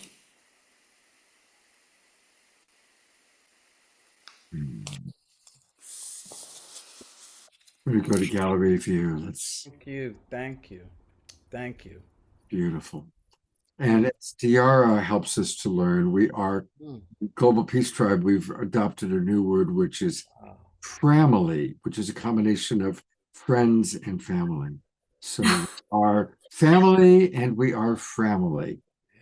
I love that. I love that. Yes, and I have the vision of all of us, remembering, as we said, like the connection with nature, the mycelium, that's reminding us we are family, the whispering of the trees. Everything is sharing that we are one, we are united, and we have this glorious opportunity to give and receive love. And the visions that I've had as a child has always been everybody around the world singing to the waters and singing peace and receiving peace, because if the waters hold the messages, and if we co-create with that divine energy, Oshun, all the words that you choose to give to that living, loving light, then we are singing to the lifeblood of ourselves and this whole planet. And that will be ringing and singing that out, and definitely working with the movement of the whales and the dolphins and bringing in the sanctity of sound and the joy of playfulness. And the recognizing in all of us this dance of where we hold our light. And I'd like to just share, if this is okay, just one more poem, maybe two more. I was going to ask you if you'd be willing to share at least one more. You could do two more if you want. We love you and we love your poetry. Oh, thank you so much. Thank you. Well, I think this is part of where we can find peace, is that we struggle, isn't it? We see somebody and maybe sometimes we want to take that light that you see in someone else rather than let it illuminate your own. So this is a poem called Light. You can't touch my light. You can't blow it out. You can't damage it, even when you shout. You can't have my light. It's not yours to keep. It's precious and perfect, pure and true, and the same light in me burns within you, so you don't need my light. You have your own. We are blessed to light our own way home. And one of the things that I feel, I was very blessed to be with Chief Phil Lane, as we were saying earlier, in Ireland and at Dripsy Castle, and sharing some of my poetry and working with these incredible elders, and also working from the future. So the amazing Lucian Tatowski, to look at how we seed the present now as we are bringing it already from the future where it's already happened. So we're almost like time travelers. So one of the things that I wanted to awaken was this feeling of the oracles within us as well. And so I will share this poem called You Are the Oracle. You are the oracle. No, this is not rhetorical, not you in a past life, but you now, fully alive. Because your attention defines and defies convention. You are the intervention, the disruptor or corrupter, the imagination conductor. You are the oracle. For what you see, yes, it will be. Your vision becomes your template, and I do not exaggerate what you hold in your minds. I can amplify your mission to bring what you choose into fruition.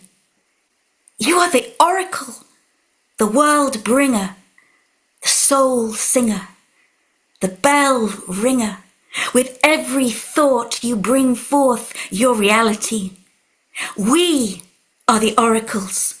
For what we perceive, we will receive. So let's create magic for all, and through our call, remind one and all, we all are the oracles we have been waiting for.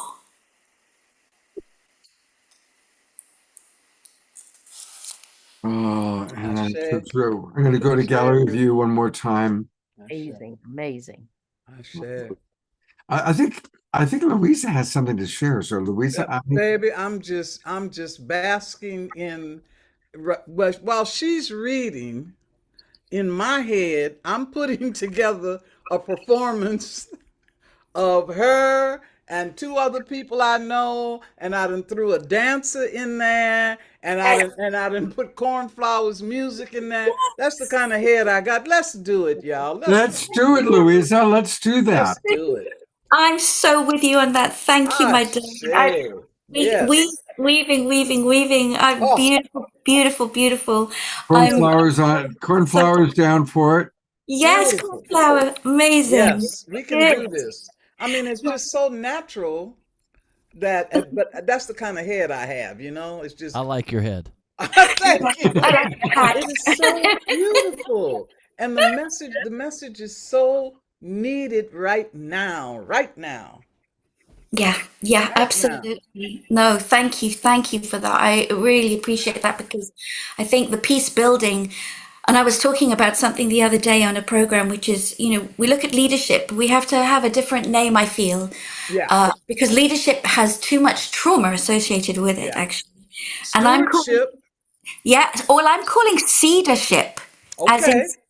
seedership. Seeding. Got you. Because we then place seeds around the world, and the seeds so that we can all choose which seeds we choose to That's water. right. But we are growing your bouquet, we're growing that garden. Right. So part of what I'm bringing forward is leadership programs for young women and for women, of any age, and to really honor and recognize the grandmother's wisdom. So yes, let's bring that. And I suppose my final poem was just a very quick one on that point, is that it's so easy to give up, isn't it, sometimes when we think a seed hasn't planted. But if you plant a seed and it takes root elsewhere, don't turn your back. The seed is still there. It's sowing that matters, the courage to try. Nerves may be shattered, but the seed cannot die. Ashe. Oh my goodness. We're going to celebrate all the seeds of peace that everyone here and everyone's listening is already activating. It's happening. Peace is here now. Peace is here now. We're just expanding it. We're just sharing it now. This is so wonderful. No, thank you. This is so wonderful. Thank you. Ooh. I love how excited you are. Oh, I'm juiced and jazzed, honey. Beautiful. So beautiful. So beautiful. Juiced and jazzed. Well, for all of you who are jazzed, the way to find Amanda is, I'm going to pop it up here. Her website is amandawaring.com, or you can also email her at amandawaringfilms@gmail.com. So those are the ways to find her I'm going to go to your website real quickly, Amanda. Let me know if there's something new or special that you would like for us to focus on. Absolutely. I'd love to say, there also my YouTube channel is Amanda Waring Films, so that has some of my poetry on there, and there'll be a lot more. I do have my book called We Are Family, and I'm just creating the audio version of that. But I do a lot of work with the dying and people that are working with the dying. So some of you may wish to find my sort of album of caring for yourself whilst caring for the dying there. Tomorrow, I'm very, very honoured to be part of the Peace One Day concert. So that is Dave Stewart and that is Peter Gabriel and amazing singers and speakers. So it's the largest global peace event apparently that is again a call to action for peace. So I've been very honored to be asked to be and share an abridged version of the poem you heard, We Are Family. So do go and have a look at that. That starts at 1 p.m. Peace One Day. And also, if you would love me to come and to your organizations on Zoom or wherever that might be to inspire peace and harmony and the love with this world, then I am really happy to work one-on-one and with corporations and groups. So Mayor, we will be talking about this too. And there will be more concerts to come, peace concerts. I will be doing something with Gary Malkin in the church in the UK next year, which we're just bringing that into being soon as well. But yeah, please connect, just contact me and explore what the poetry might reveal to yourself as well. And thank you for having me here. Really honored. Our Please pleasure. tell Gary I said hi. I haven't seen him in a long time. I Well, will indeed. Gary was on the show 2 weeks ago, and of course we're next week. Well, here I'll leave Peace Day, but since you brought up Gary, our show next week is going to be Gary's big event that he's doing at Grace Cathedral. Whoa, okay. So he's doing a big event at Grace Cathedral, and if you want to catch it, come watch The Awakening World next week, and we'll send out the link because that's going to be a different link. We are going to be collaborating with Hubcast.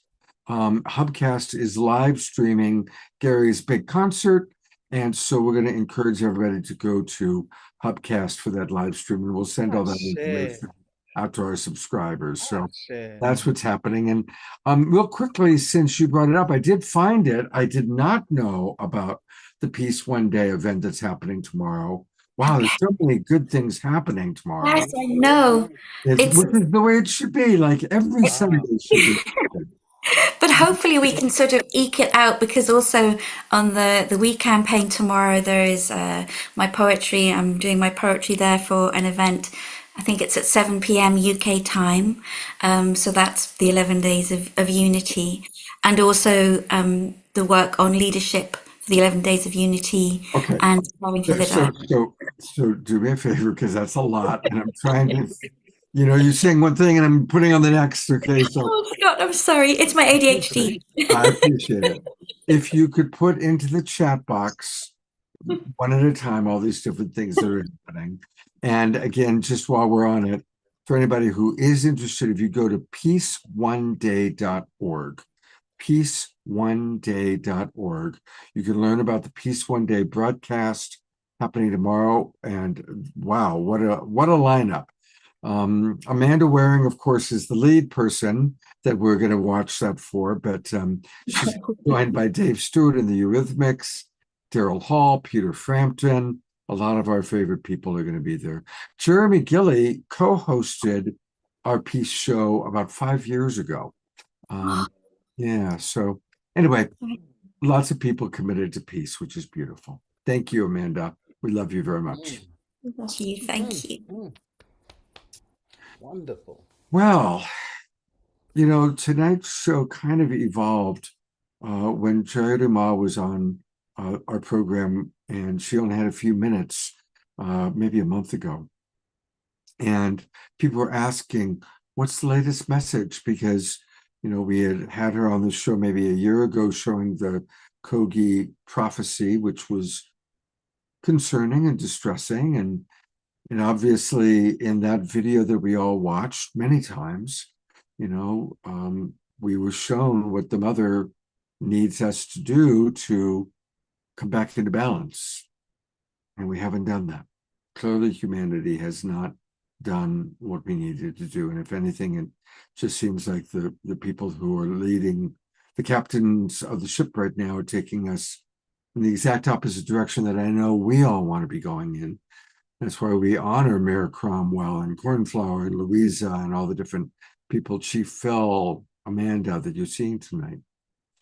So I've asked Chayoda Ma to, on our peace show, really share what's the update, what do the elders that she's so connected with have to say about our future.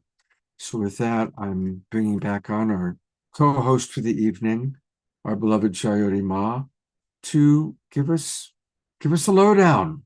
Chayoda Ma, you're very tapped in, you're connected to so many elders.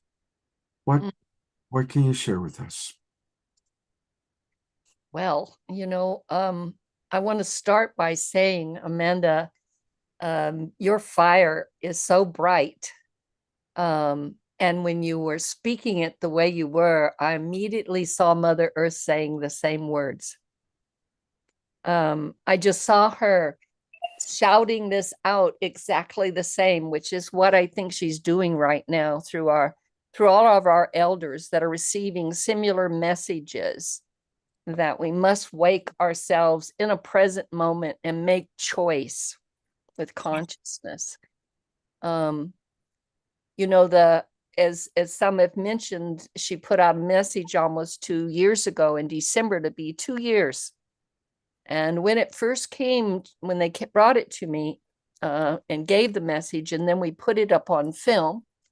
So then we took it back to them to make sure we had captured that message in the way and the feeling that they wanted it to do. And we did. So then they said that we must send it to Dubai because they had been invited to send a message there where the world leaders were working. And we had just come off of a time when they were laying down prayers all across Greenland and Iceland. And they were at the volcano there when the volcano was about to erupt, but they told everyone way before it did that she was about to go into great movement.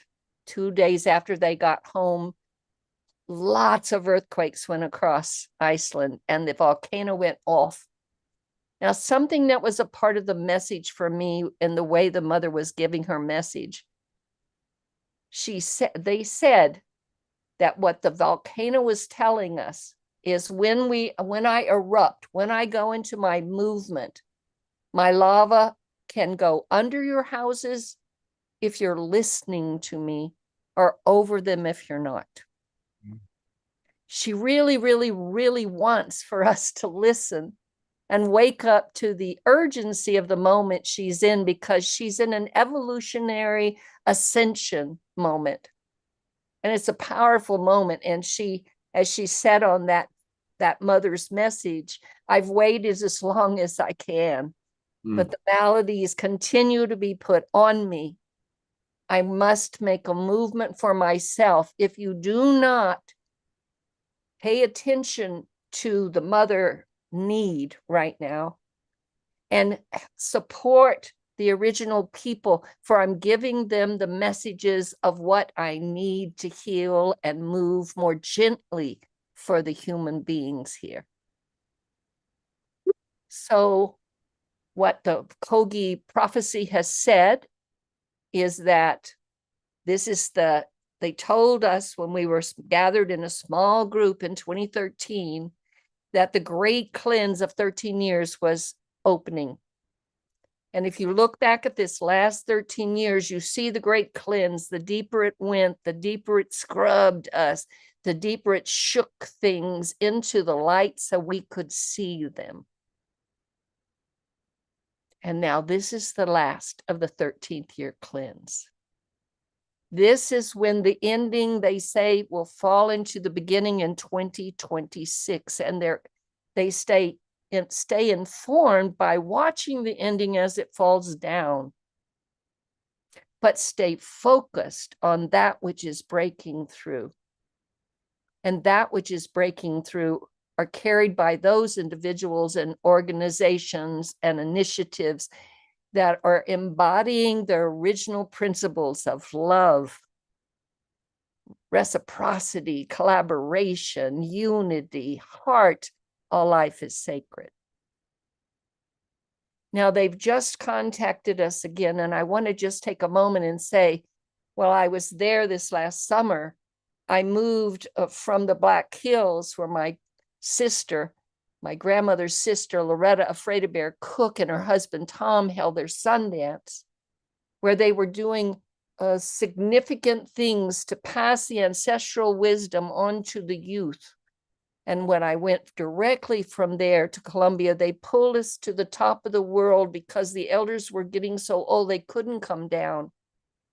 And they had told me years ago that the original days, there were 9 sacred staff that carried the coding and the protocol for all of creation. And out of those 9, there were 2 left. And one was the Father. And the 8 staff that they worked with for 4 years brought those 8 staff to sit beside that Father for 9 months. And then they brought us all to the top of the world for us to hold these sacred staff. And now, for the first time, they have the sacred staff in all of their territories, starting September the 15th, and for 15 days. They are running high ceremony in the La Sierra Nevada of Colombia. They are entering in their sacred dance. They are operating and opening and listening to the instruction of the gold, for the gold is trying to speak right now and bring us into that golden age. They are doing practices to protect the La Sierra. When they do this in the heart of the world. They have us assisting them in restoring a 9-part broken body that they say is a golden body. And when that golden body is fully restored, it will begin to vibrate and it will move its healing energy through all the sacred territories around this Mother Earth. Everything they're doing in the La Sierra right now is for all of us. The heart of the Mother is beating and sending impulse and instruction. So we're in an amazing kind of moment. Amazing kind of moment. What I watched was that they were now selecting the youth that will go into the caves for 17 years and receive this instruction from those original staff. So they too, along with many other original people around this planet, through the solstice and the summer, pass through ceremony in ancient old ways, these ancient traditional ways, so the thread will go unbroken into the new dawn. What I saw was the root of the tree of life has opened itself through that original protocol moment and is pouring itself through the youth to the foundation of a new dawn. So it's in movement. It's already opened. We're already moving towards that space.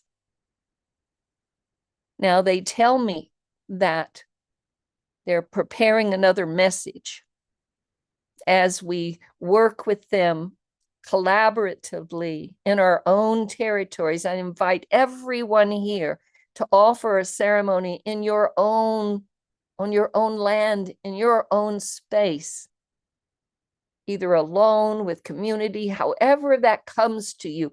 Activate it now. Let's join and unify so we can empower this part of the choosing.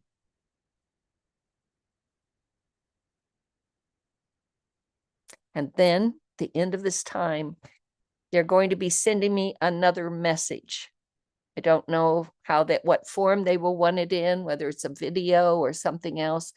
But as soon as I have it, as I mentioned to Chief Phil a while ago, and to many of you, Scott, Unity.earth. There were many that came up, and when I was about to send it, some people around me said, Jody, you can't send that. It's just going to stir up a lot of fear. So I try to listen when people are talking. I'm trying to listen and stay awake, not get in the way of whatever Creator's needing to go forward. So I talked to one of my elders, and she started to laugh, and she said, then let them be afraid. Tell them it's time to embrace that fear because it's been paralyzing us for much too long. And then when I pushed the send button and sent it out, and it went viral. And then many, many of the original people started to connect with us and said, oh, thank you for doing this because we're getting the same message and we can't get anyone to listen. So we're here in this moment.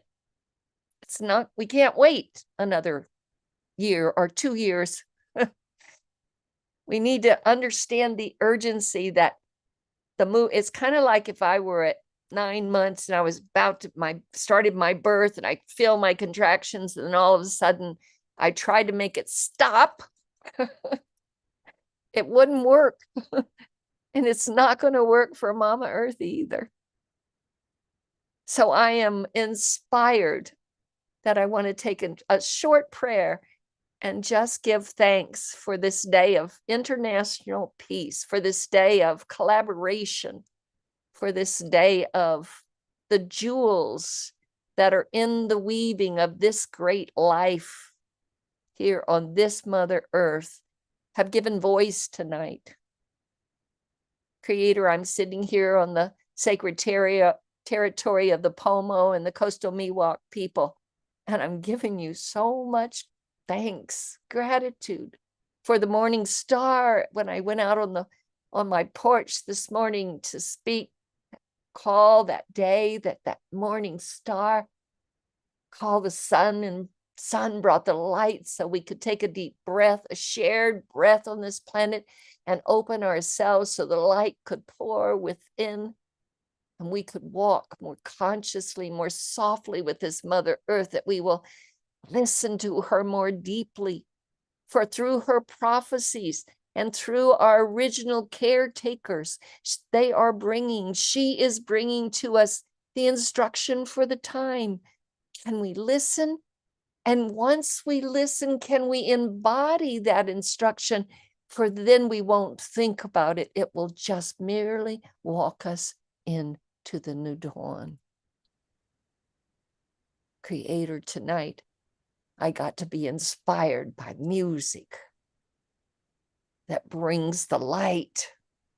I got to be inspired by poetry that shouted out a truth and a ringing of a bell that I felt all the way through my system.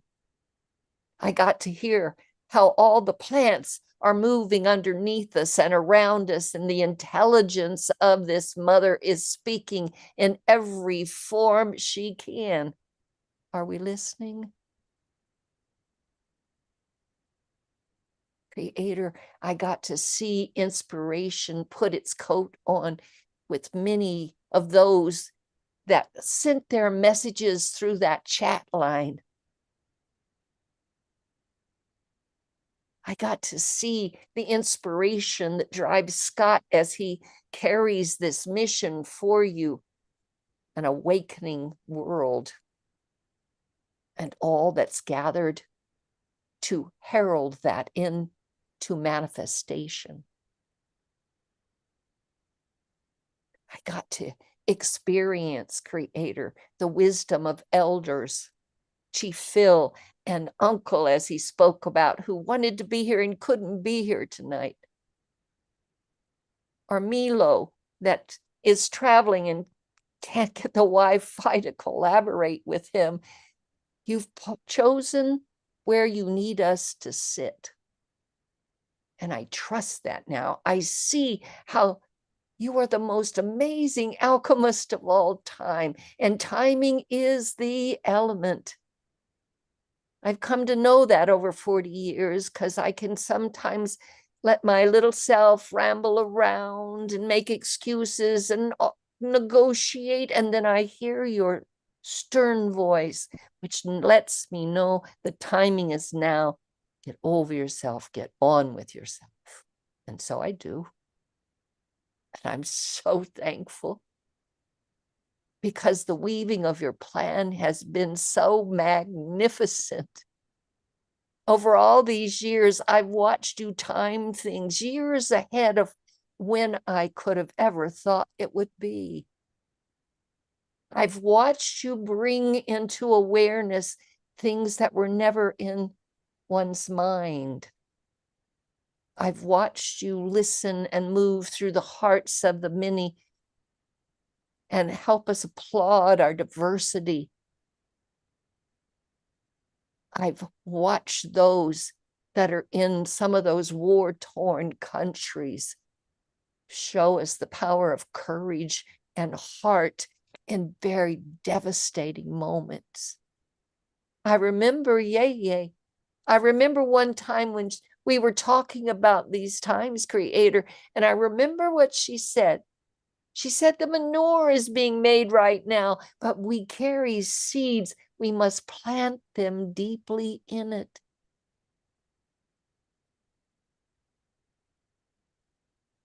We have moved through cycles like this before, and many here have put on their skin to be in service to it again. For this is the great turning.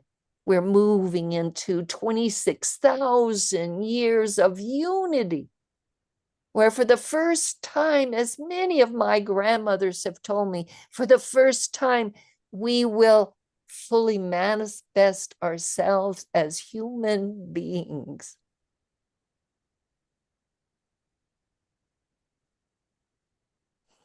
Let me honor the moment of grief that I may feel, we may feel, as something old lays down and something new is rising. We're going to sing in that Grace Cathedral with a resonance that will bring the harmony of many voices together as we rise as one, as Gary says, in the vision you gave him. You've given vision and insight and inspiration to many, many sitting circled here at this fire. This fire has been bringing a bright light for many years, and it will for many more. And for this, I give great, great thanks. I ask you one thing, Mother, before I close tonight. Might you look at every heart that's circled here, and might you lift whatever is heavy, just lift it up and let it go. Let us leave this session of inspiration tonight with our hearts open and our minds still and our feet walking gently to bring no harm. I give you thanks. I give you thanks. And great grandmother, the one that dreamed it all into being and is still dreaming it now, I give you thanks. And so it is, and so it shall always be.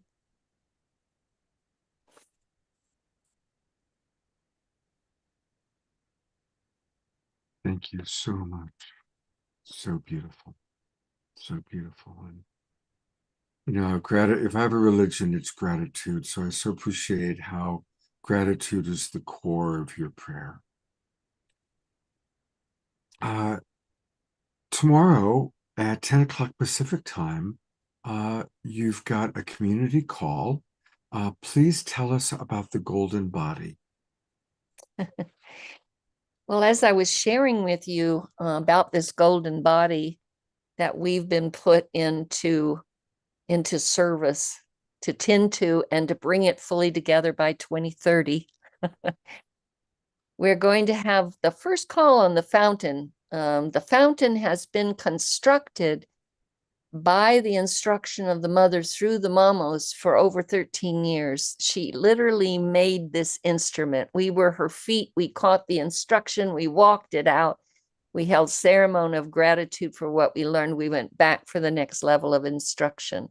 And so she prepared this tool called the Fountain for Natural Order of Our Existence, and is utilizing us now in this work with the golden body. So tomorrow we're going to have our first community call with the fountain, because we've joined Patron. Grandma Luisa and many of you have inspired us. And we're now to give more voice to this and bring more of the community, a sense of community here, as we are all in service right now to what the mother needs. So tomorrow at 10 o'clock, starting at 10 a.m. Pacific, I think it's going to last an hour and a half. We're going to have Adriana and Franz, who are part of my team in Colombia. They've worked in the La Sierra for over 26 years. They're my family, and they have a brand new little girl named Flora, so I'm sure she'll be there too. And then Zara Indigo, who is the executive director of the Fountain, will be hosting us all. And we're going to dive in and tell you more of the story of how this got put in motion and what we're doing now and what it means to because we're entering a period of interrelationship. The place where the golden web of life is going to be fed and grow more bright in itself. So that's what we're going to talk about tomorrow. We're going to bring some of the teachings of the Kogi, of the Kagaba. And I think Scott is going to put the link in the chat. So any of you that want to jump on, please do. We'd love to have you, and we can have a longer discussion. And we are open for all people to join and be a part of this walk. It takes the many hands bring light work. I love the way that plays sometimes on things. So here I've put the link into the chat box for our Zoom roomers.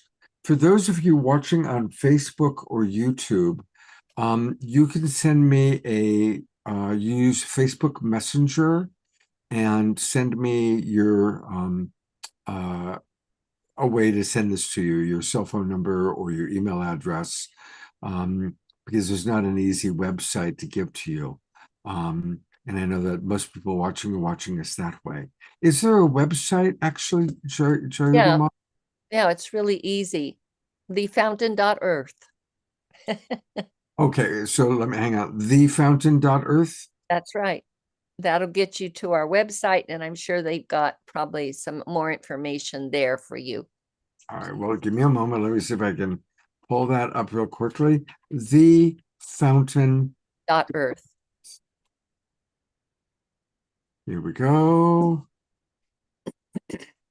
It appears to have worked. So here we go. I remember this website. Yeah, we've shown this before. It's a beautiful website. All right, everybody. So here we go. Thefountain.earth. You can learn all about the very deep work that Jyoti Ma and her team are doing. And I'm imagining that if you go that's the Sun Project, the Golden Body, right there. Right, here we go. All right. My relatives. There they are. They're so beautiful. They are. They are. Jyoti Ma, thank you so much for being my co-host. It's been a pleasure. And, if anybody's in the Bay Area, or if you want to fly in, come join us in Grace Cathedral. I think it's going to be an awesome day. They're going to have a workshop where you embrace grief to bring gratitude from 9:30 till 4:30. And then they're going to have some time to be social with one another. And at 8 o'clock, it's going to open up to musicians and poets and song and prayer. And it's going to spontaneously weave something that none of us that are part of it even know where it's taking us yet. So we've jumped into the great canoe of the mystery. Come join us. Beautiful. All right. Well, I'm going to put, because I know that most of the people who are part of our, whoops, I did not mean to do that. Um, uh, I might as well announce it now. So next week, when this starts, which is at 7 o'clock, we're going to swing over to Hubcast. So for tomorrow, next week, I'm going to put this link into the chat box. And for all of our online friends, which is 99% of the people watching us, this is the way to watch it online. Just go ahead and go to Hubcast now, put in your email address, then you'll get the link. But of course, any of you that can be there live, I'm still going back and forth between whether I'm going to be at Grace Cathedral or San Diego. So, and we'll talk about San Diego in a moment. But Chariude Ma, thank you so much. Hopefully, I will see you in person at Grace Cathedral next Sunday. And I'm so grateful for all that you do. Thank you. Thank you, Scott, for holding such a strong, bright fire. Oh my God, it's been great. You and Mare and Louisa, Amanda, Chief Phil. It's been an evening to remember. And there's still more. There's still more. We still have an Omashar song, a Cornflower song, and some important Global Peace Tribe announcements. And speaking of the man, there's so many wonderful things to do tomorrow. Wow, what a day. And one of the wonderful things that I certainly want to encourage you to do is Omashar is hosting this event tomorrow. Our friend Larissa Stowe is going to be a big part of it. And to tell us more about it and then do a little ditty, here is my co-pilot, our wonderful beloved Omashar. Do a little ditty. Oh, I see. Yeah. Play a song. I'm thinking Amanda, England. I've got that going on. There's so much happening tomorrow morning. You're just going to have to tune in where you feel called, because I want to be in England in Wembley Stadium. I want to be at Jyoti Ma's goldenness, and there's Unity Earth happening, the 48-hour Hubcast broadcast, but also Echoes of One. They're putting on a beautiful day from 9 a.m. to 9 p.m. Eastern time, and I do a mini concert at midday at 12 noon Eastern time, and then I host until 3, and then I actually leave the hosting and it's passed over to somebody else, and I drive up the road here to Boulder Center, where the Rotary Club are having a huge event in Boulder, by Boulder Creek in Boulder, Colorado, where there is going to be Native American dancing. There's going to be an hour-and-a-half Omashar concert live, and a gazillion other things. So if you're in the Boulder area, come and see us.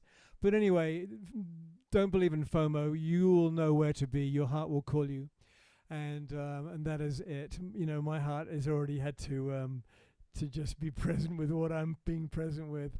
So, sound. Grace, is it really quiet or something? Probably, because I'm using this mic. Your sound is excellent. It's okay, loud. good. It's louder than it's all right. It does sound different. But anyway, I'm going to play a song now called The True Ones. And it speaks for itself. Yes, it does.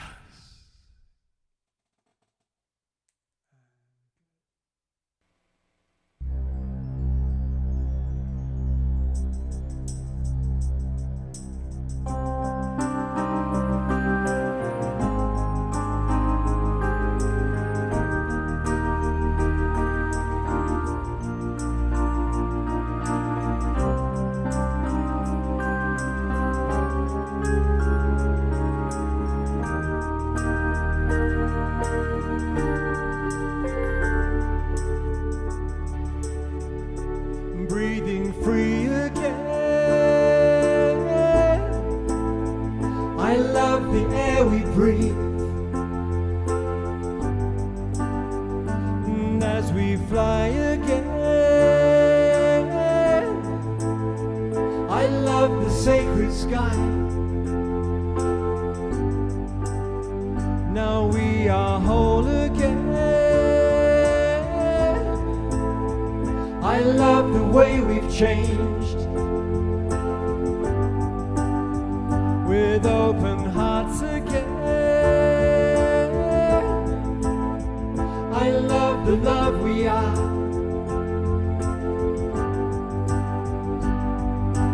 We are rising, there's no disguising the truth of who we are.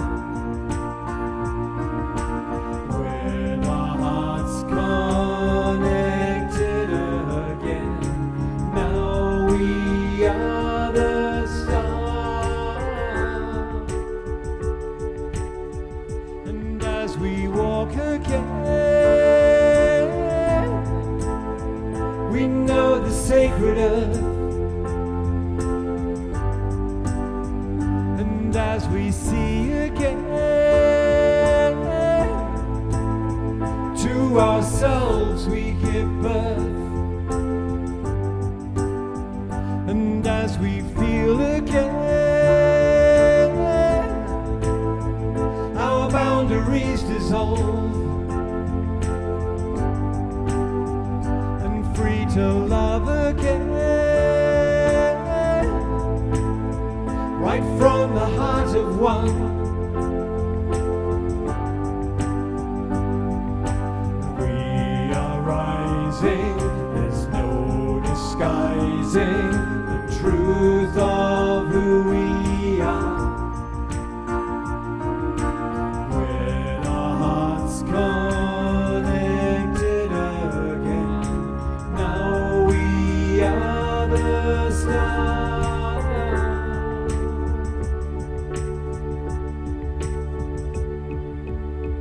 And now that we are home, and all is said and done, light can find its way through all the true ones, and broken hearts resolve into the song of life. And the song of life will now be heard by all.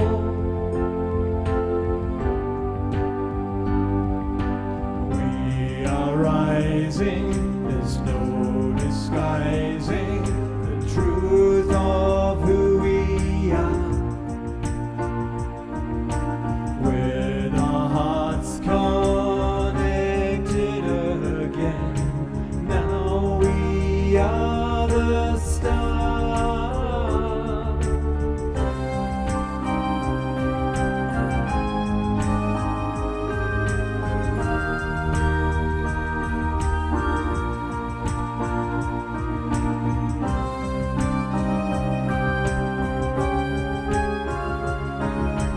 Now we are the stars.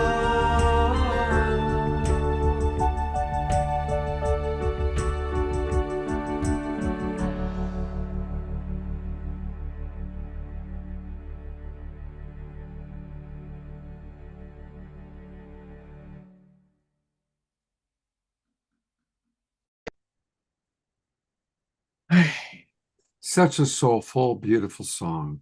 So beautiful. Thank you, Gallery View, and let's send so much our love and appreciation.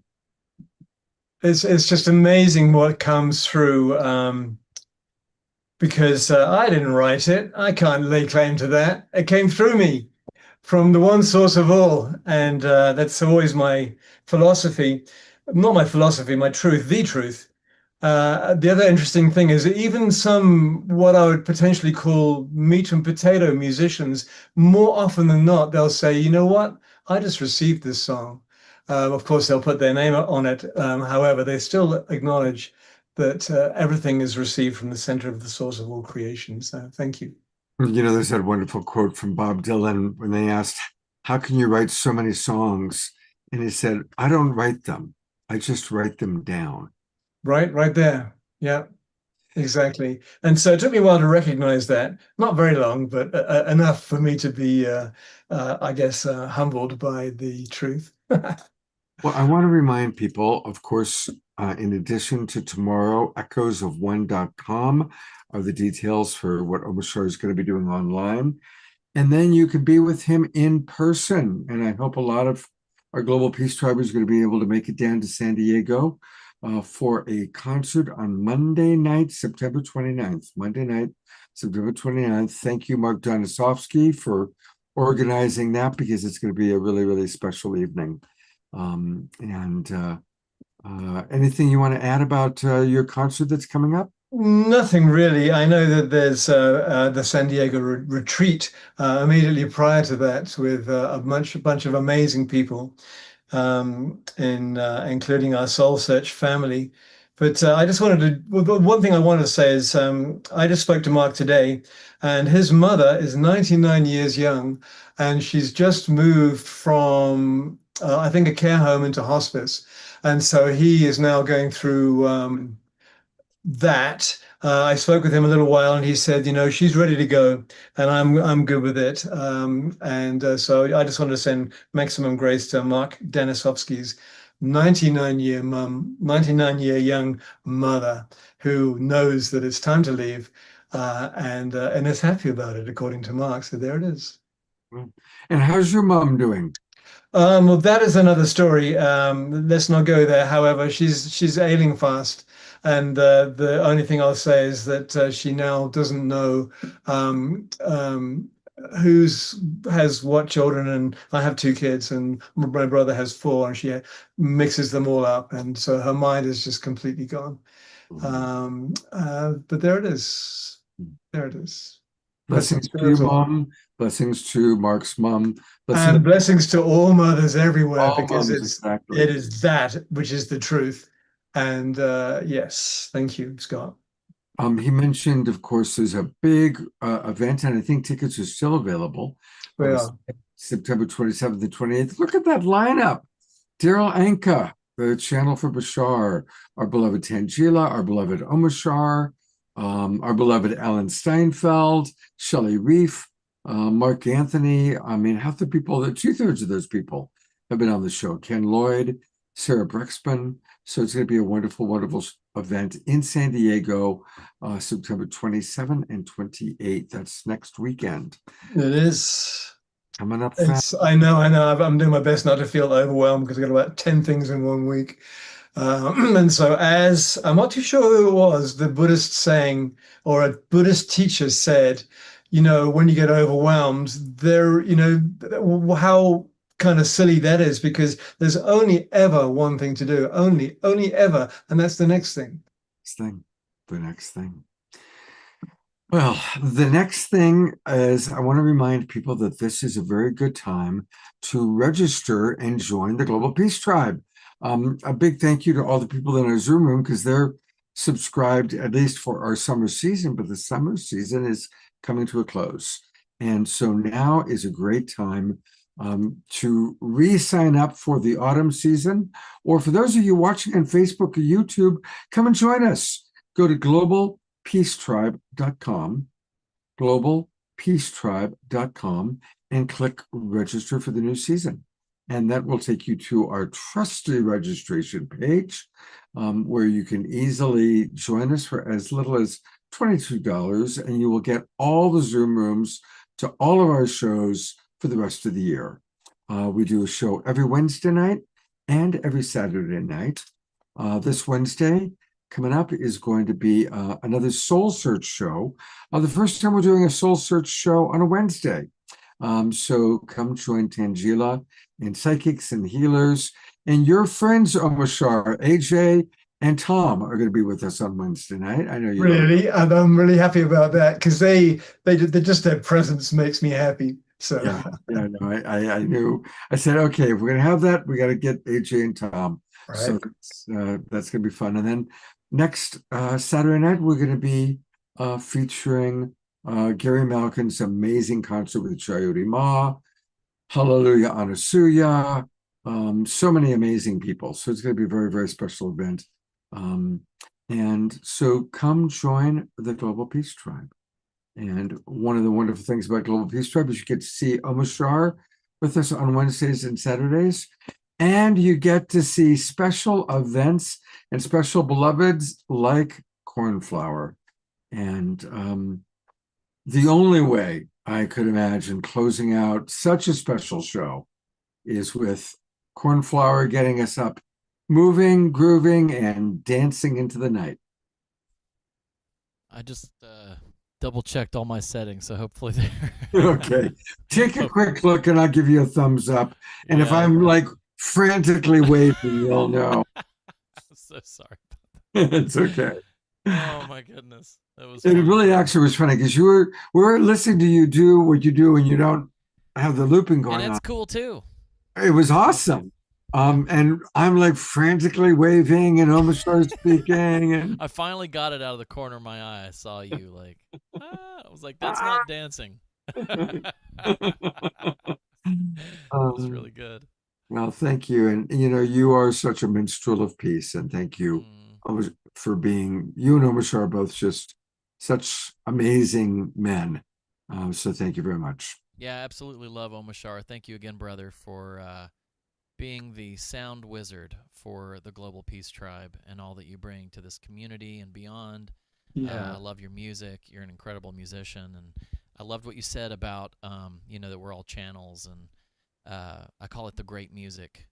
But all of the greats have said that they're just instruments, and there's that quote by Hafiz: "I am a hole in the flute the Christ's breath moves through. Listen to this music." Right. And that's been the underpinning of everything I've done. I'm not even the flute. I'm merely a hole. Cool. Well, thank you, Ruckus, brother. You got it, man. All right. So one quick thing I wanted to share. I heard someone say, just about the things going on in the world, and someone saying, about planting the seed, and the seed being planted, and that, I don't know how many of you all are seed planters, like actually growing things, but sometimes you'll plant a seed and you think it's one thing, and then it grows into something totally different, but it's equally or greater in its awesomeness. And I just want to remind people of the law of attraction. When you call forth something into the world, usually the opposite, or the thing that is in your way that you need to clear through and resolve or heal or bring back into the fold and bring home, is what shows up first. And so I feel like what we're seeing right now are the patterns of humanity that no longer serve us, that are in the way of us receiving these things that we're calling in. And so, stay true, believe in yourself, don't give up, keep holding the frequency, because the more we hold the frequency, the more we get clearer and we refine what it is that we need to be doing to contribute to the Global Peace Tribe. So keep it up. May this music be a soundtrack. I love you all. Here we go. Thank you, Cornflower. That's a beautiful message.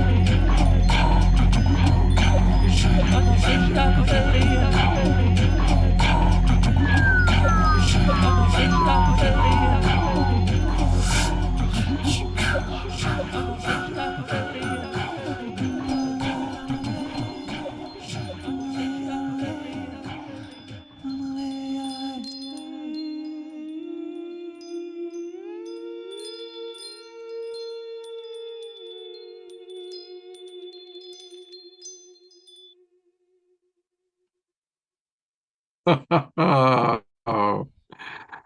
that was a good workout for all of you too. Good to see you guys moving and grooving. Even Charlotte LaFranc is in the house. So thank you everybody for moving and grooving. And of course, we're going to put the spotlight on our beloved Cornflower. It's always so special when you're with us, brother. Thank you. It's always so special to be with you guys. Yeah. We all co-create such magic together, and I think I recorded it. If the digital gremlins from earlier didn't have at my recording, hopefully that will be available, and if so, and it sounds good, I'll post it up on SoundCloud for you guys to listen to. Yeah, send me that link and I'll pass it on to people. Okay. And we asked about mothers. How's your mom doing, Cornflower? Oh, that's a big discussion, but she's had a really rough couple of months, been in and out of the hospital, and she's now at a rehab facility. It's been really struggling, but she's doing much better right now, and we're all very grateful. And yeah, but it's been a lot. As you know, Omashar was speaking. It's we're also in eclipse window right now, and a lot happens in that time. So everybody, be gentle with yourself, be kind to yourself, love yourself, do your best to show up and be kind with others. And yeah, life is so precious, and we're not promised the next breath. And so getting to be here with you all tonight is the greatest gift. And I'm continually so deeply honored that you continue to invite me in. And Scott, I love you so much and love the Global Peace Tribe, and can't wait to travel all around and see you guys in person. Absolutely. Well, I've got a place here in Grass Valley now where you can come. So we'll definitely do some great things. And until we get a chance to see him in person, remember you can get his music by going to cornflower.bandcamp.com. Cornflower.bandcamp.com. That's the place to get. Which of these beautiful children of yours would you most recommend for the Global Peace Tribers? Wow. Well, I would say probably the best concert set that's currently up there is the All Aboard the Vision Train. That is absolutely fantastic. But if you want to drop into an ecstatic dance, the top one, the second one on the top, the 8/3/2024 live at Samasati Sanctuary is really lovely. And then the 10/31/2023 Rochester, New York, Barefoot Boogie. That was a Halloween show. That was really awesome. But yeah, the singles, LFG, Journey into Sound, and Earthseed right there are all very special drop-ins. And then the Soul Village is also a great ecstatic dance on the left there. I'm gonna get right now the Samasati one because Samasati Sanctuary are my good friends, Vineet and Raj. Such dear souls. I'm so grateful for them. Thank you for connecting me. It's a beautiful family. I love you, Cornflower. Thank you so much. Love you, brother. Hey, I realized that there was one more really important announcement I had promised to make, and that is that you can get your own peace poll. And I'm going to show a couple of things. Our friend Becky Suzik talked about it. To find out how you can join the worldwide network of peacemakers, getting your own peace poll, becoming a peace pal, even doing virtually, go to worldpeace.org. Worldpeace.org. And that's how you can get your own peace poll. Another way to do it is we've got this little QR code here, which I'm going to show you. So get out your trusty cameras. And if you take a picture of this QR code, Omashar, is it showing up okay? Yeah, it's just fine. Grab your cameras, take a picture, and learn how you can plant a peace pole. This is a virtual way to do it. And I'm very proud of my peace pole. My friends that came to visit me today, first thing they noticed was the peace pole as they drove up my driveway. And I was like, I say, hey, you can get your own peace pole. So anyway, this is a wonderful thing for us to do. And of course, what's nice about the peace pole is it reminds us that every day is peace day. Every day is Earth Day. Every day is peace day. And that's why we are the Global Peace Tribe. So this is kind of like our Christmas, our International Peace Day. I will see you all hopefully on Wednesday night for another gathering with Soul Search psychics, healers, AJ and Tom, Tangela, and special friends, and of course, Omashar. And then next Saturday night, a very special show, which will be primarily featuring the We Rise as One concert happening in San Francisco with Gary Malkin, Chayuri Ma, and many other wonderful people that we all love. You'll get an email with all the details, and much love. Also, keep an eye out, subscribers. The email of last week's recordings I'm going to send out. We edited, thank you, Connie, edited Andrew Harvey's kind of closing speech. And so I'm going to send that out. And this is a very dynamic, beautiful speech. And Andrew sent me a lovely email thanking us all for the tribute last night. Last week, it really made a big impression on him and was dear to his heart. So we're doing good things here in the Global Peace Tribe. Thank you, everybody. I'm going to go to gallery view one last time so you can all wave goodbye and smile at each other and see all the people that are still awake, even at, oh my God, after midnight for you East Coasters. Time for me to go get some dinner. Much love.